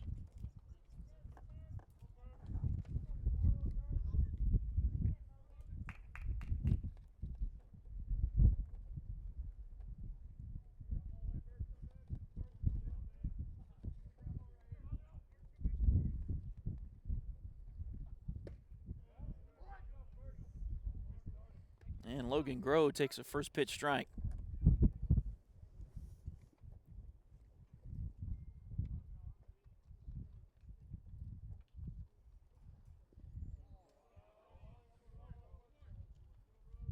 Now 1 ball and 1 strike. That pitch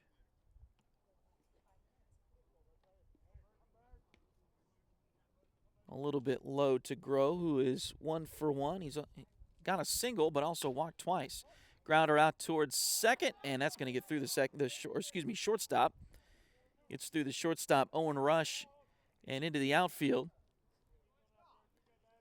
Tough hop.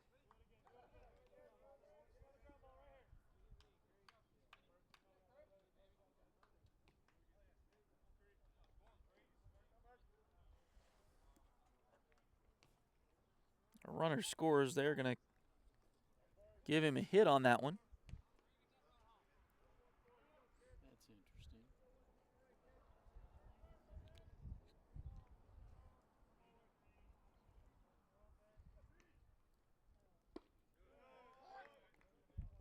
First pitch here to Creed Muirhead is in there for a strike.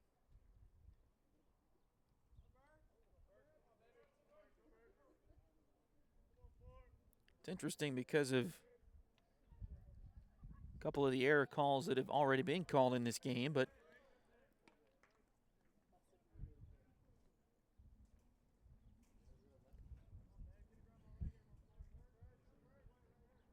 either way, it's still 11-2 in favor of Cowley. Pitch is low.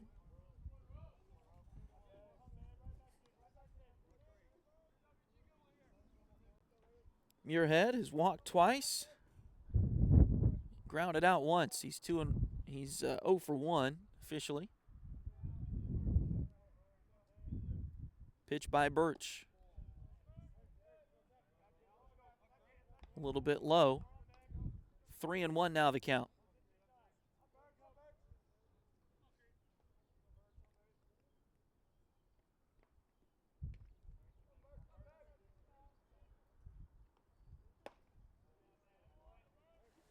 And a walk.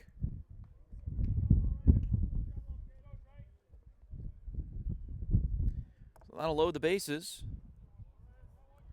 Still just 1 out in the inning. And it's Drake Fitro.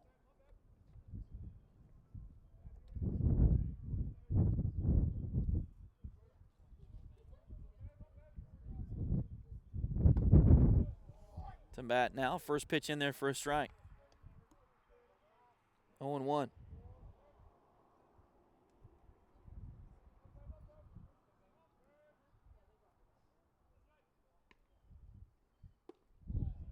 Oh, 1 pitch. That one's low, so that'll even the count. 1 ball, 1 strike.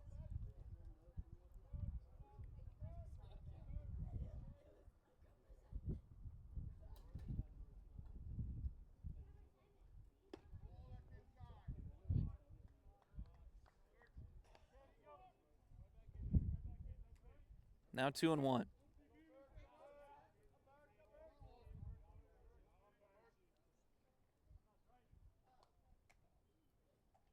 Here is the 2-1 pitch. That one's high. 3 balls and 1 strike now.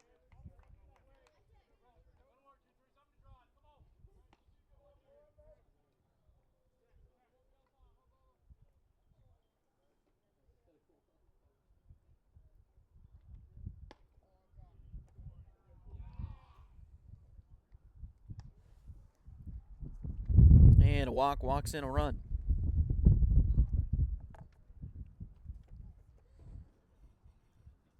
And it looks like they're going to go get a right-hander now. We'll take a break and come back. This is Fort Scott Greyhound Baseball on Duckbait TV.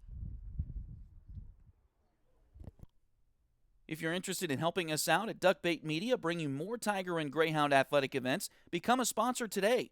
Contact us at tonyabady@gmail.com, duckbaitmedia@gmail.com, or find us on Facebook at facebook.com/duckbaitmedia. We're here to bring you the best of the Tigers and Hounds on youtube.com/duckbaittv.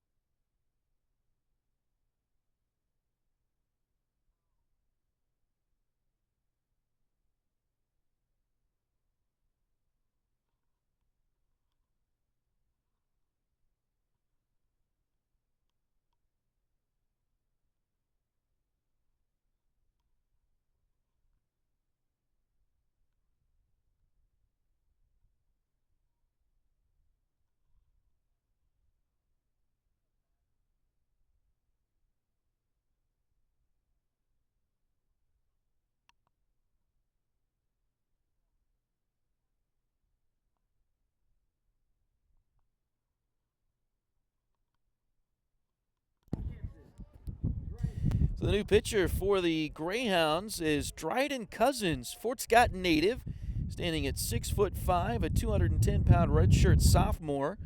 The right-hander, he's going to face Cade Baldridge, who's a switch hitter, batting. He'll switch around and bat left-handed here in this at bat.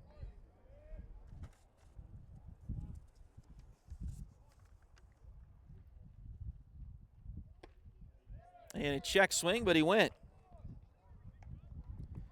Dryden so far this year has a 5.40 ERA. He's 2-0 in 3 appearances. They've all been starts thus far, 8 1/3 innings, 12 hits, 8 runs, 5 of them earned, 4 walks, 5 strikeouts for the former Fort Scott Tiger.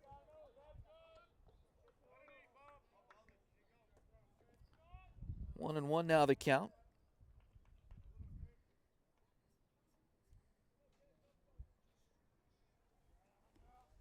Now the 1-1 pitch. That one's a little bit outside as well for Cousins.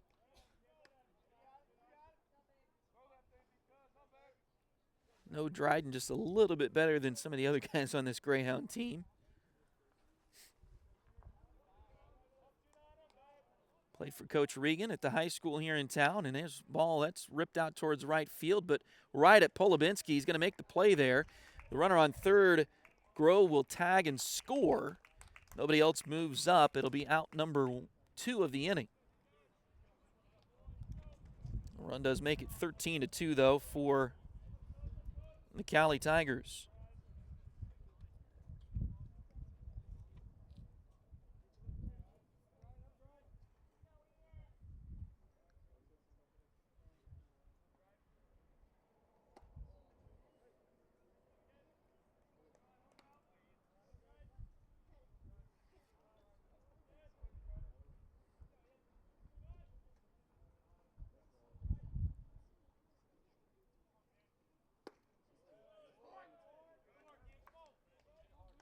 Now 1-1 the count.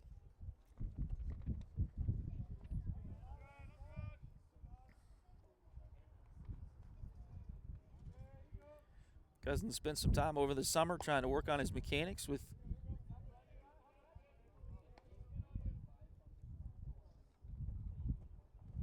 seems to have helped some. 2-1 the count.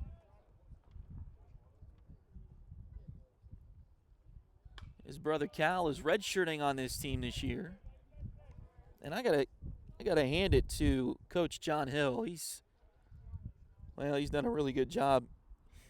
You don't stay in the same place for 17 seasons if you aren't doing a good job just in general, but he's done a pretty good job of going across town and getting some of those Fort Scott Tigers from Coach Regan's program to come over here and be Greyhounds. Cedric Martin is another Fort Scott kid on the roster. Eli Kellogg is on the roster as well.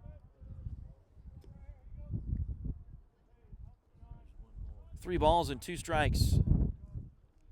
The count. Here's the pitch. Oh, that one got behind. It'll be a walk. Got by the catcher, but it's ball 4, so everybody moves up.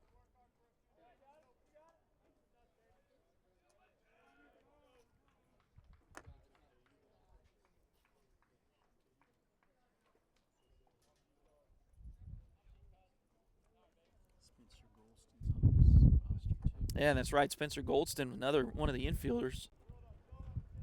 Goldston and Cal Cousins, Dryden's brother, were a pretty good double play duo for the Fort Scott Tigers over the last few years.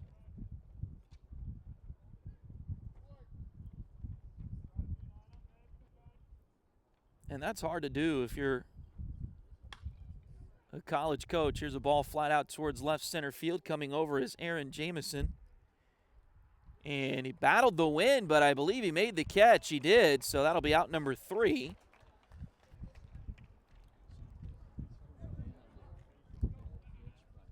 And again, I think we did get another sacrifice fly, right? So it should be 13-2.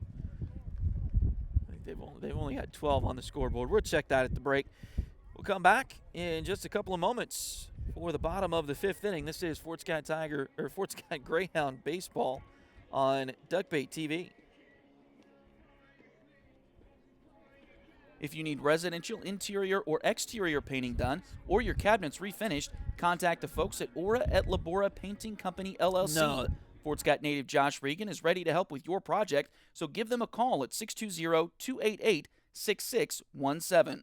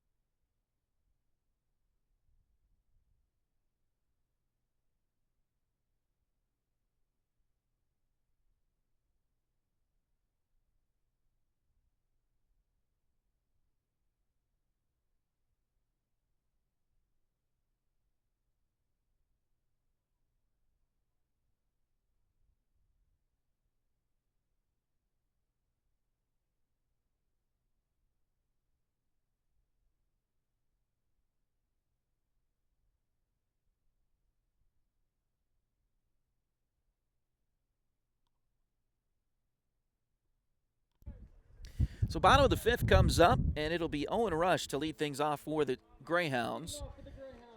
The left fielder, number 6, Colton Schubert. Ooh, we've got a pinch hitter for the Greyhounds.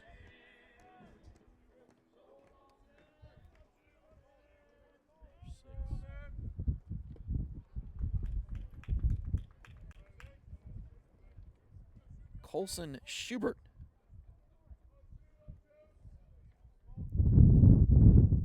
Pinch hitting. Colson, a 6 foot, 195-pound redshirt sophomore from Willis, Texas.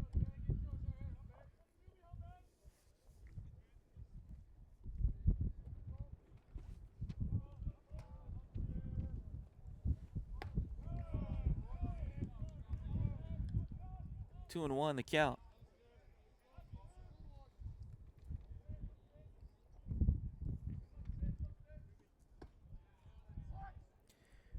All in all, a pretty good day for the Greyhounds for 11 innings. Game one went to 8 innings. It was scheduled for 7, went to 8. Greyhounds trailed much of that game 2-0, but rallied in the bottom of the 7th to tie it at 2 and send it to the 8th inning before Cowley scored 4 and won it 6-2. 3-2 pitch. This one's hit out towards right field. That's going back, going back, going back, going back. Get up, get out of here, and gone. Home run for Colson Schubert. That's the second homer of the day for the Greyhounds to right field. There was one in the first game.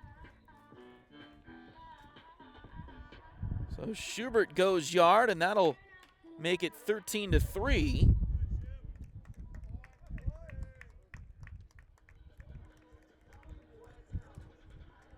Now batting the third baseman, number 1, Cade Cavino.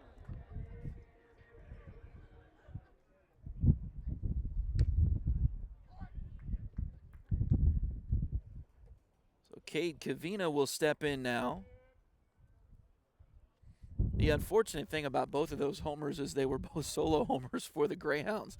The first one did tie the game, though, as I mentioned, at the bottom of the 7th of game 1 and forced extra innings. That should make this game a 7-inning scheduled game. Is maybe shortened no on run rule here. We'll try to figure that out. Here's a throw to first. A nice play by Cade Baldridge, the shortstop, as Cade Cavino grounds out 6-3. Center fielder, number 5, Aaron Jamison.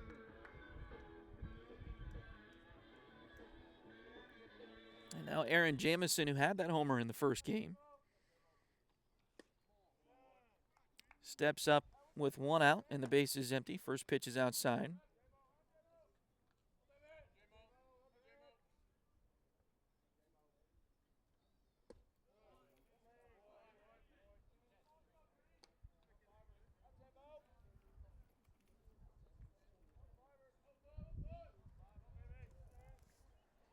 The 1 and the 2-0 pitch. That one's hit out towards right field. Right center field. Get up, get out of here, and gone. Another home run for Aaron Jamison. And the Greyhounds are back to within 9.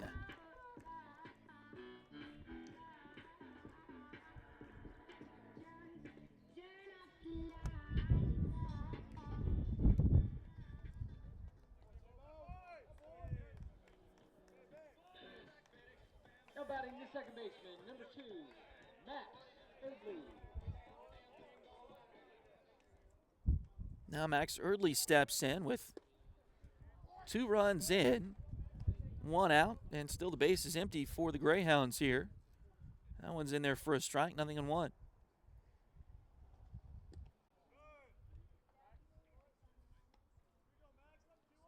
And now 1-1 as that 0-1 pitch is a little bit low.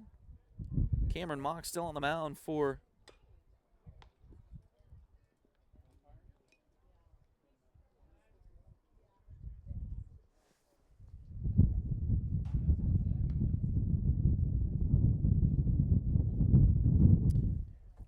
Chance Accord is still on the mound. I just didn't get him changed in my scorebook here.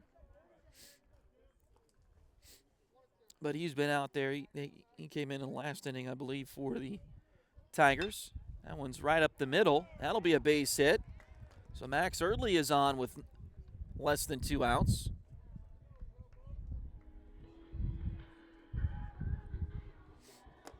Now batting the catcher, number 18. And now it looks like they will change pitchers. Cowley, as the wind continues to kick up here at Lions Field. We'll take a short break. We'll tell you about the new pitcher when we come back. This is Fort Scott Greyhound Baseball on Duckbait TV.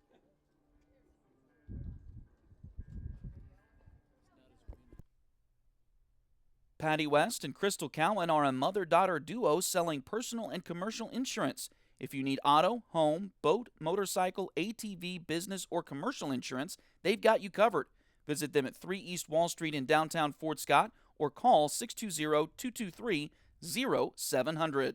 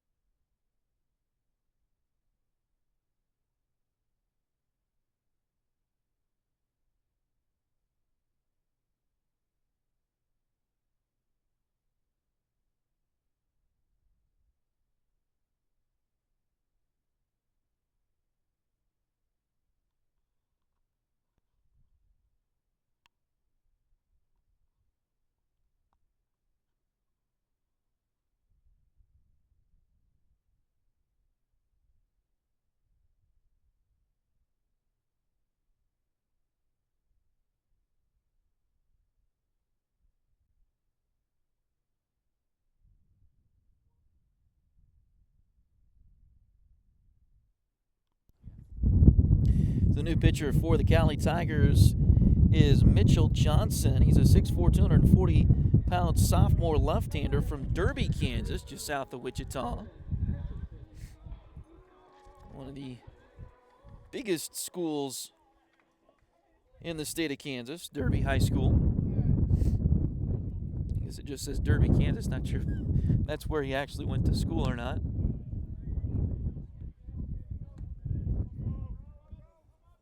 But the big left-hander is facing Rowan Christensen. And delivers the first pitch outside. Here's the 1-0 pitch. This one's grounded towards short. Going back on it. Go to second for 1, back to first for 2, and it will be a double play to get out of the inning. The Greyhounds score 2 on 2 solo home runs. We'll go to the 6th when you come back. This is Fort Scott Greyhound baseball on Duckbait TV. Edward Jones has been advising customers in the world of finance for over 100 years. Financial advisor Jamie Armstrong continues that tradition in Fort Scott. Contact her by phone at 620-223-1866 or email Jamie at jamie.armstrong@edwardjones.com.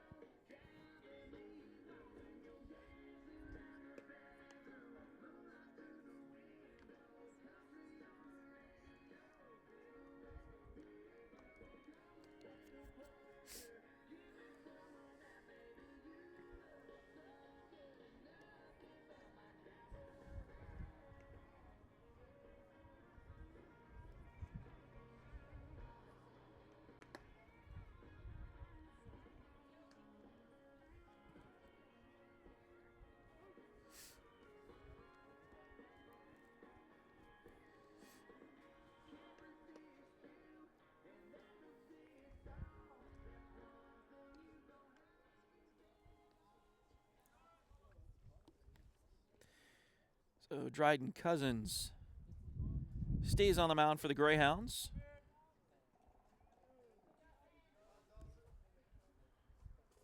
Hey.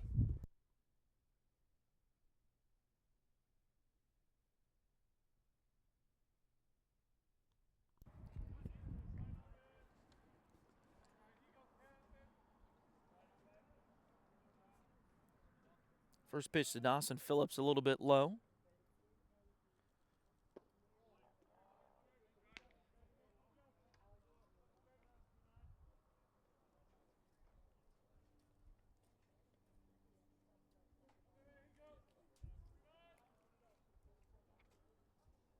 The 3-0 pitch is outside, or 2-0 pitch is outside. So 3 balls and no strikes now.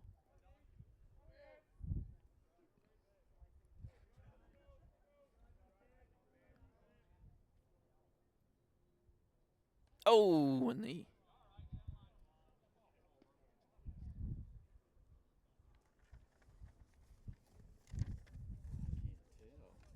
here.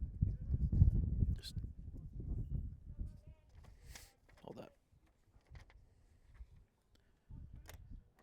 So hit him.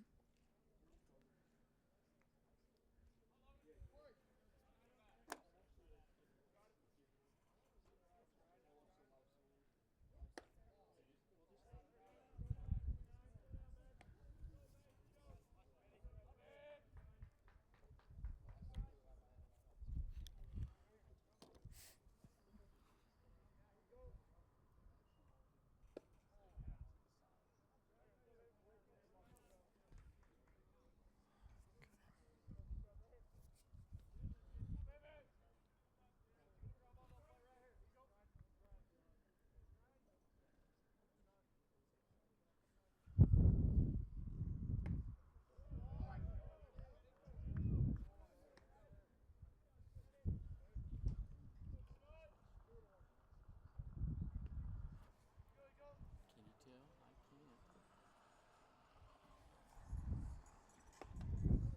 I can't. So 2 balls and 2 strikes now. It appears that Cade Gavina has moved to short from third. And we've got a new third baseman.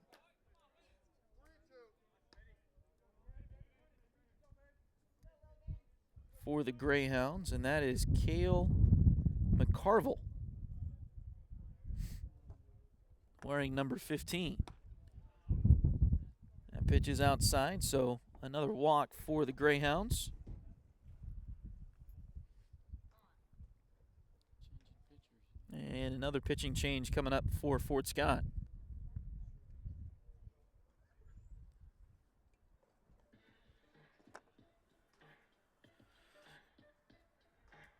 So we'll take a break. Tell you about the new pitcher when we come back. This is Fort Scott Greyhound Baseball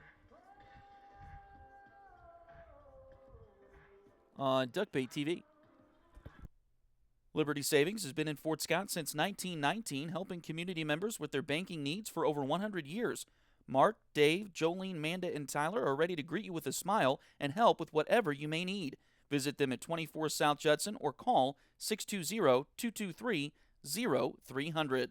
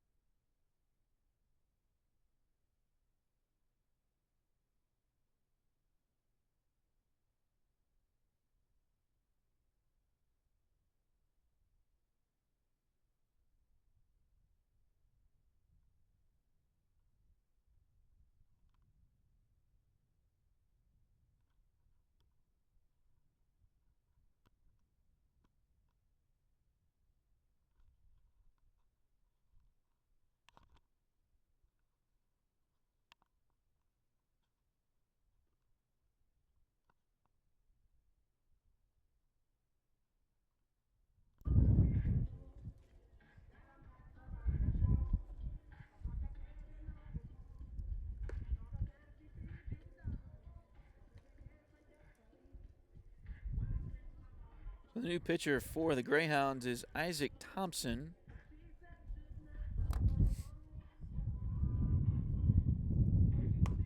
Isaac is 6'4". He's a 210-pound redshirt freshman right-hander from Olathe, Kansas.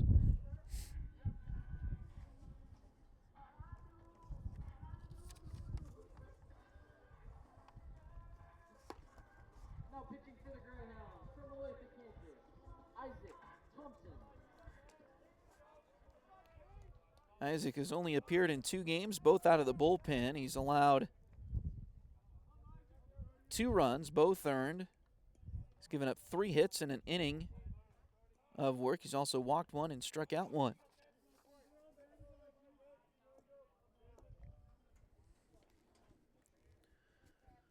So I get an opportunity with runners on first and second here.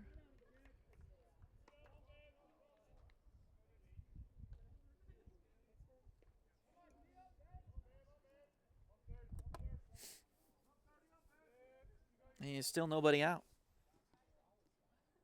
0-1 pitch. Swung through and missed by Seth Dandridge. So 0-2 the count.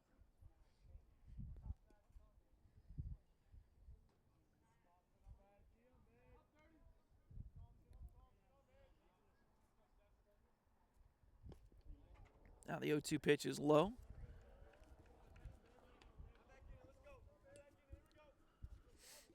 And the count goes to 1-2.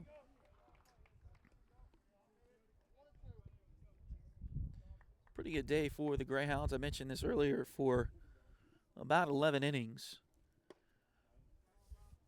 That pitch is low and inside. Count goes to 2-2. As I mentioned, the first game went scheduled for 7, went 8. Fort Scott ended up losing 6-2, but they tied it. They were down 2-0, tied it in the bottom of the 7th to force the 8th inning, before Cowley scored 4 in the top of the 8th and held on to win. That one, ooh.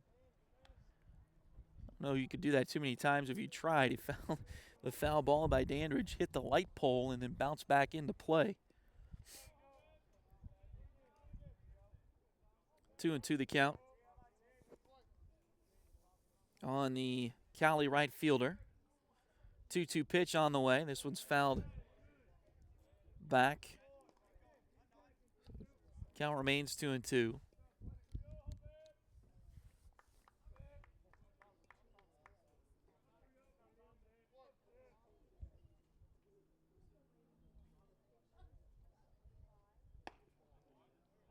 Two pitches high and outside to fill the count.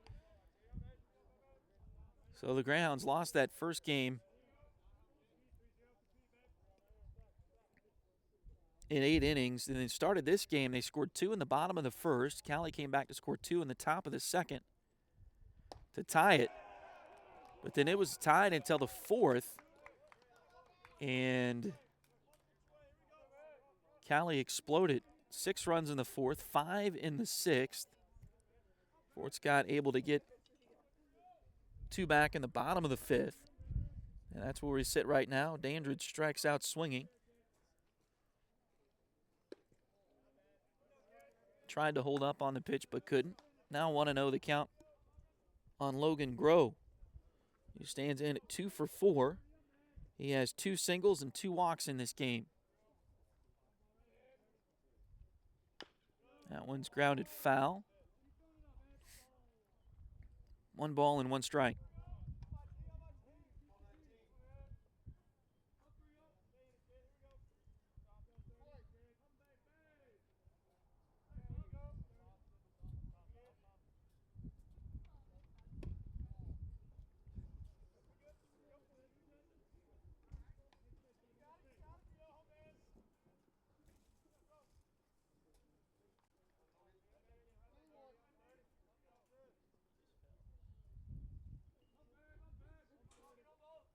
Two-one pitch on the way. This one's hammered over the head of the shortstop Gavina down into left center field. That's going to get all the way to the wall.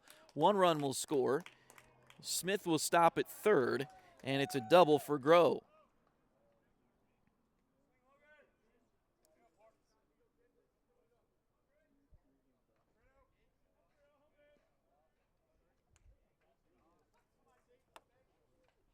So now 14-4.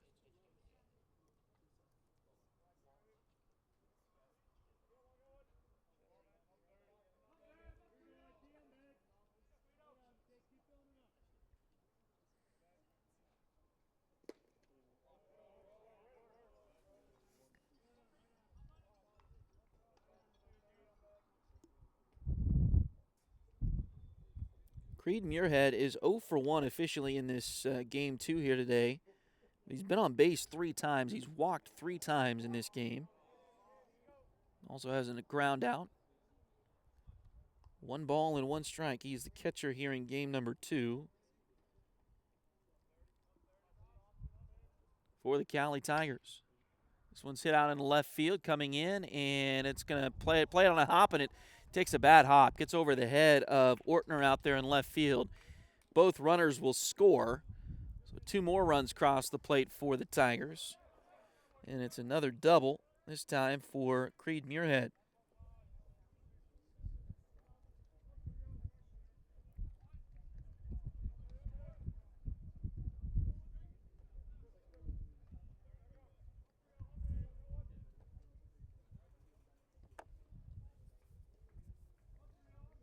Now it'll be Drake Fitro to the plate.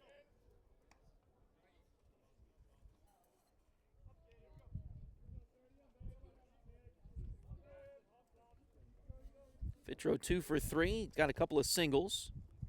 Also reached on an error in this game. That one's in there for a strike. 1 ball and 1 strike now.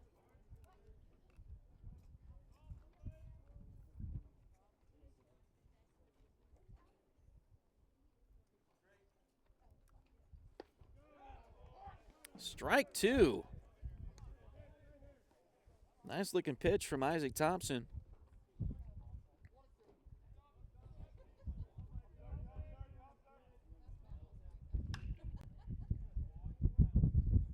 Foul ball just outside the bag at first. 1-2.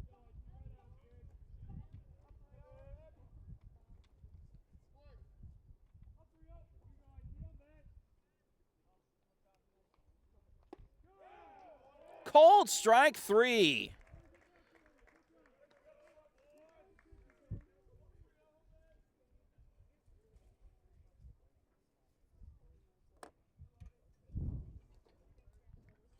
And now Cade Baldridge will step in. 2 outs.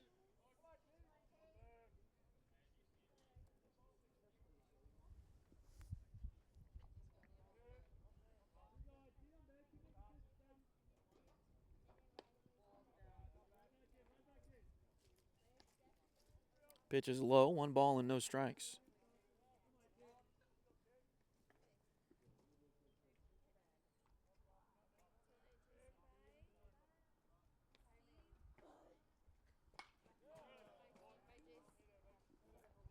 This one's fouled out of play, 1 ball and 1 strike now. Runner on second base, that's Creed Muirhead.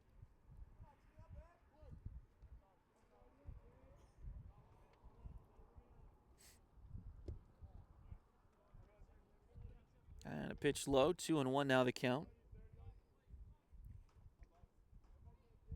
Again, this game, we're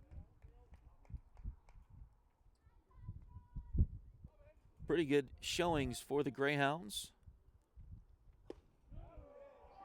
There's a strike call. Till the 4th inning here in game 2. 6 runs in the top of the 4th for the Cowley Tigers. They got 5 more in the 5th and now 3 so far here in the 6th.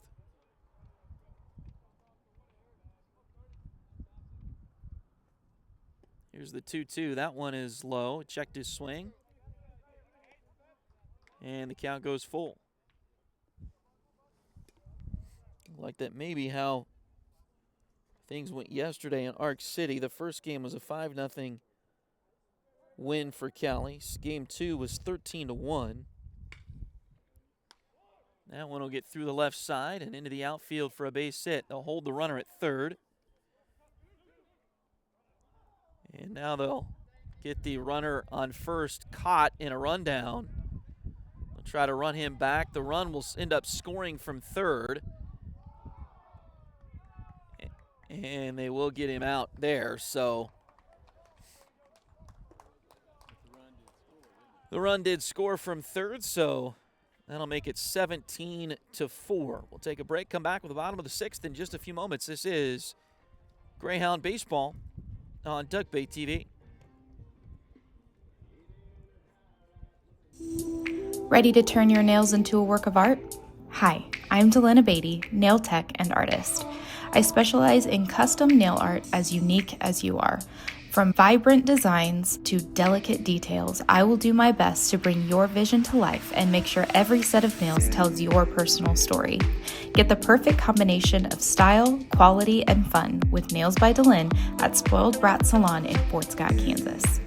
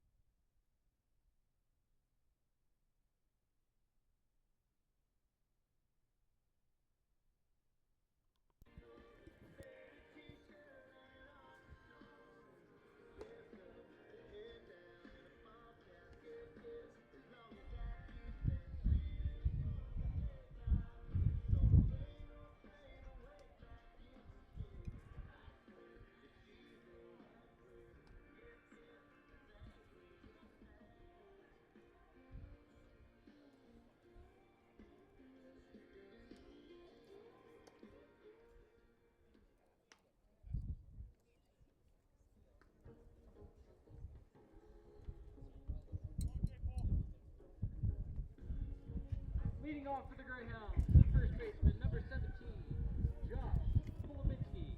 So Josh Polubinski will lead off the bottom of the 6th inning here for the Tigers, or for the Greyhounds.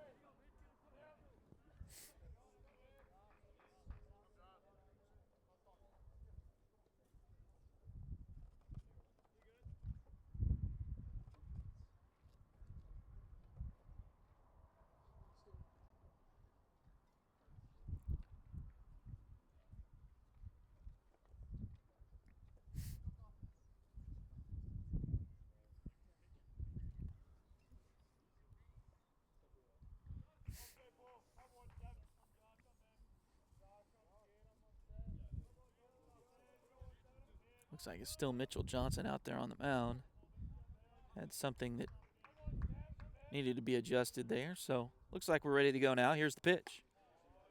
That one is high. Ball one. Polubinski, Josh Polubinski is 1 for 1. He's doubled and was hit by a pitch in this game. Here's the 1-0 pitch. That's swung through and missed. So 1 ball and 1 strike. So it looks like, unless the Greyhounds can mount a big comeback here. Not a bad start. That's going to get all the way to the track. Wall, get up, get out of here, and gone. Home run for Josh Polubinski.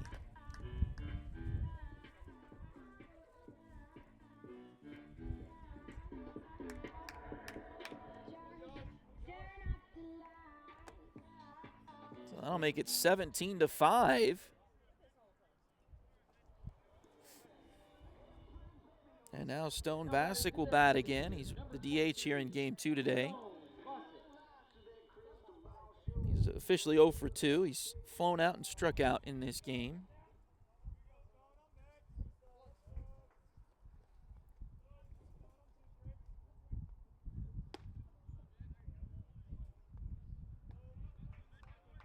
Swing and a miss.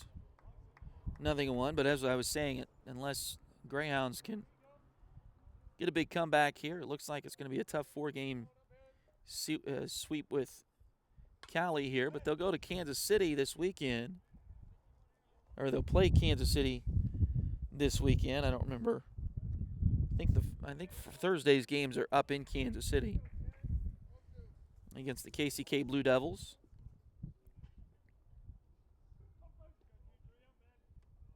The 0-2 pitch, just outside. Ball 1. And I believe all 16 baseball teams play in the same division here in the Jayhawk Conference. So Fort Scott wants to be in the top 4 of their East Division. If they do that, they will host an opening round series. They've done that the last couple of years.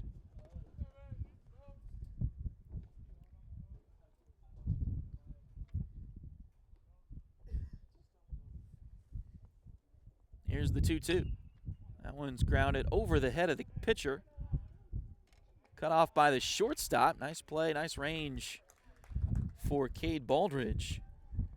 And that's out number 1.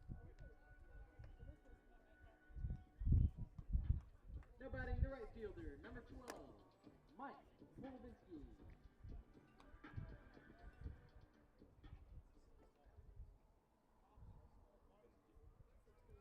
So Mike Polubinski bats now.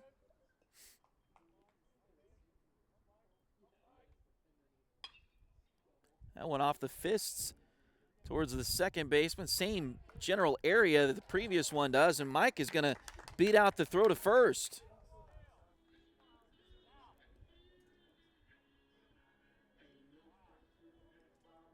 Now batting number 8, Seamus Lehman.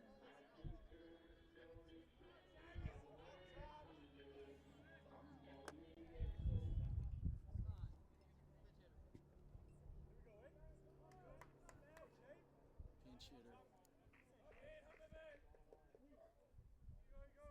And now Seamus Lehman is pinch hitting here.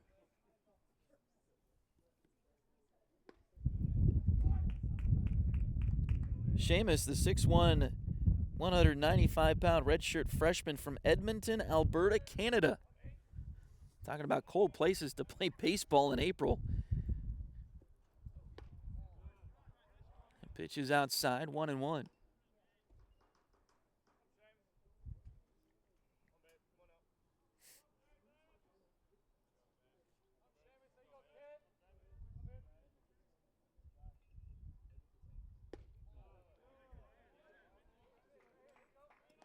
Now 2-1.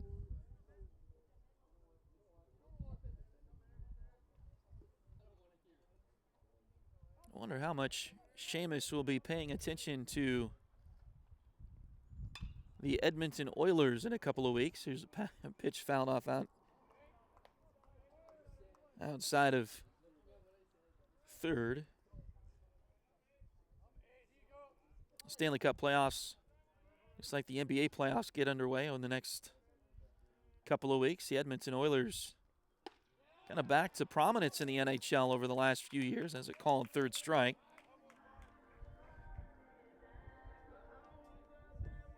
Now batting number 15, Cale McCarville. Sometimes, though, the baseball players in Canada are not at all hockey fans, so he may not be paying any attention at all to the Edmonton Oilers. The pitch catches the zone to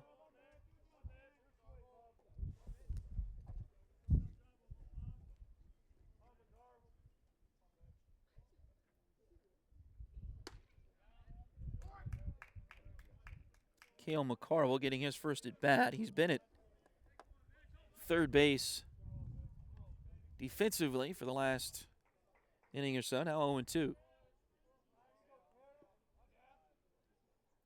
The 0-2 pitch on the way. Swung through and missed. That'll be strike 3. And that will wrap this one up on run rule here in the bottom of the 6th inning.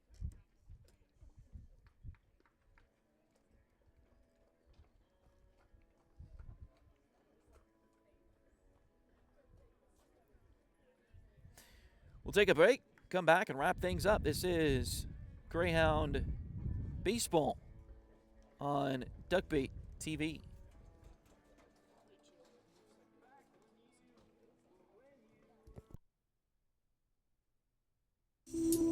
Ready to turn your nails into a work of art? Hi, I'm Delana Beatty, nail tech and artist. I specialize in custom nail art as unique as you are. From vibrant designs to delicate details, I will do my best to bring your vision to life and make sure every set of nails tells your personal story. Get the perfect combination of style, quality, and fun with Nails by Delin at Spoiled Brat Salon in Fort Scott, Kansas.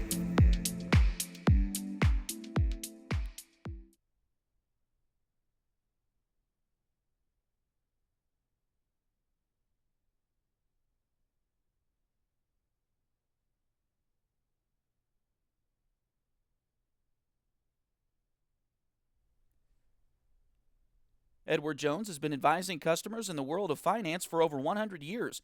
Financial advisor Jamie Armstrong continues that tradition in Fort Scott. Contact her by phone at 620-223-1866 or email Jamie at jamie.armstrong@edwardjones.com.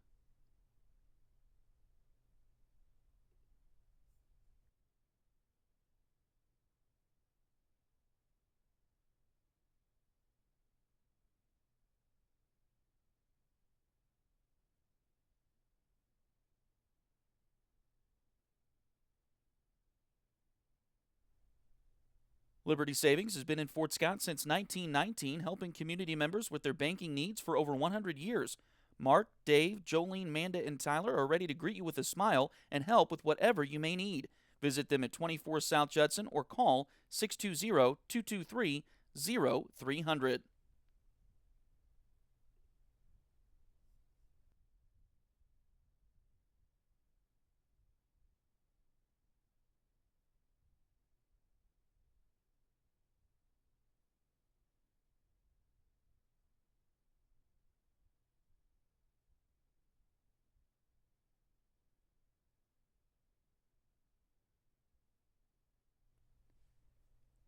If you need residential interior or exterior painting done or your cabinets refinished, contact the folks at Aura et Labora Painting Company, LLC.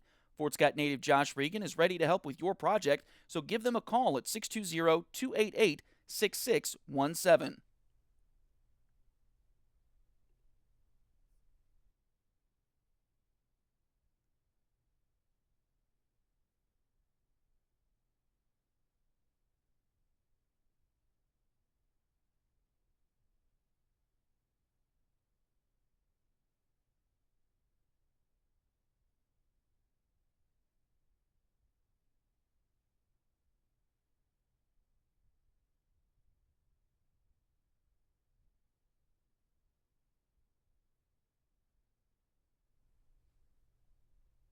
Patty West and Crystal Cowan are a mother-daughter duo selling personal and commercial insurance.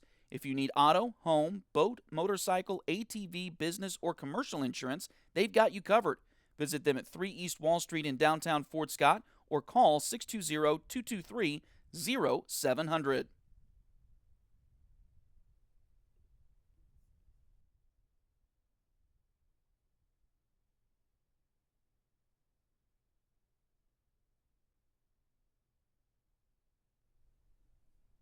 If you're interested in helping us out at Duckbait Media, bringing more Tiger and Greyhound athletic events, become a sponsor today.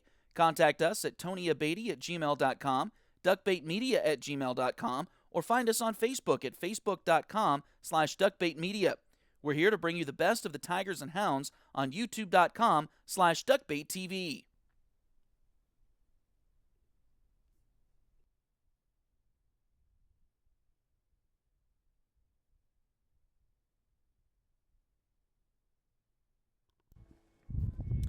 So we welcome you back for the final time here this afternoon. A tough one for the Greyhounds as they fall to the Cowley Tigers 17-5.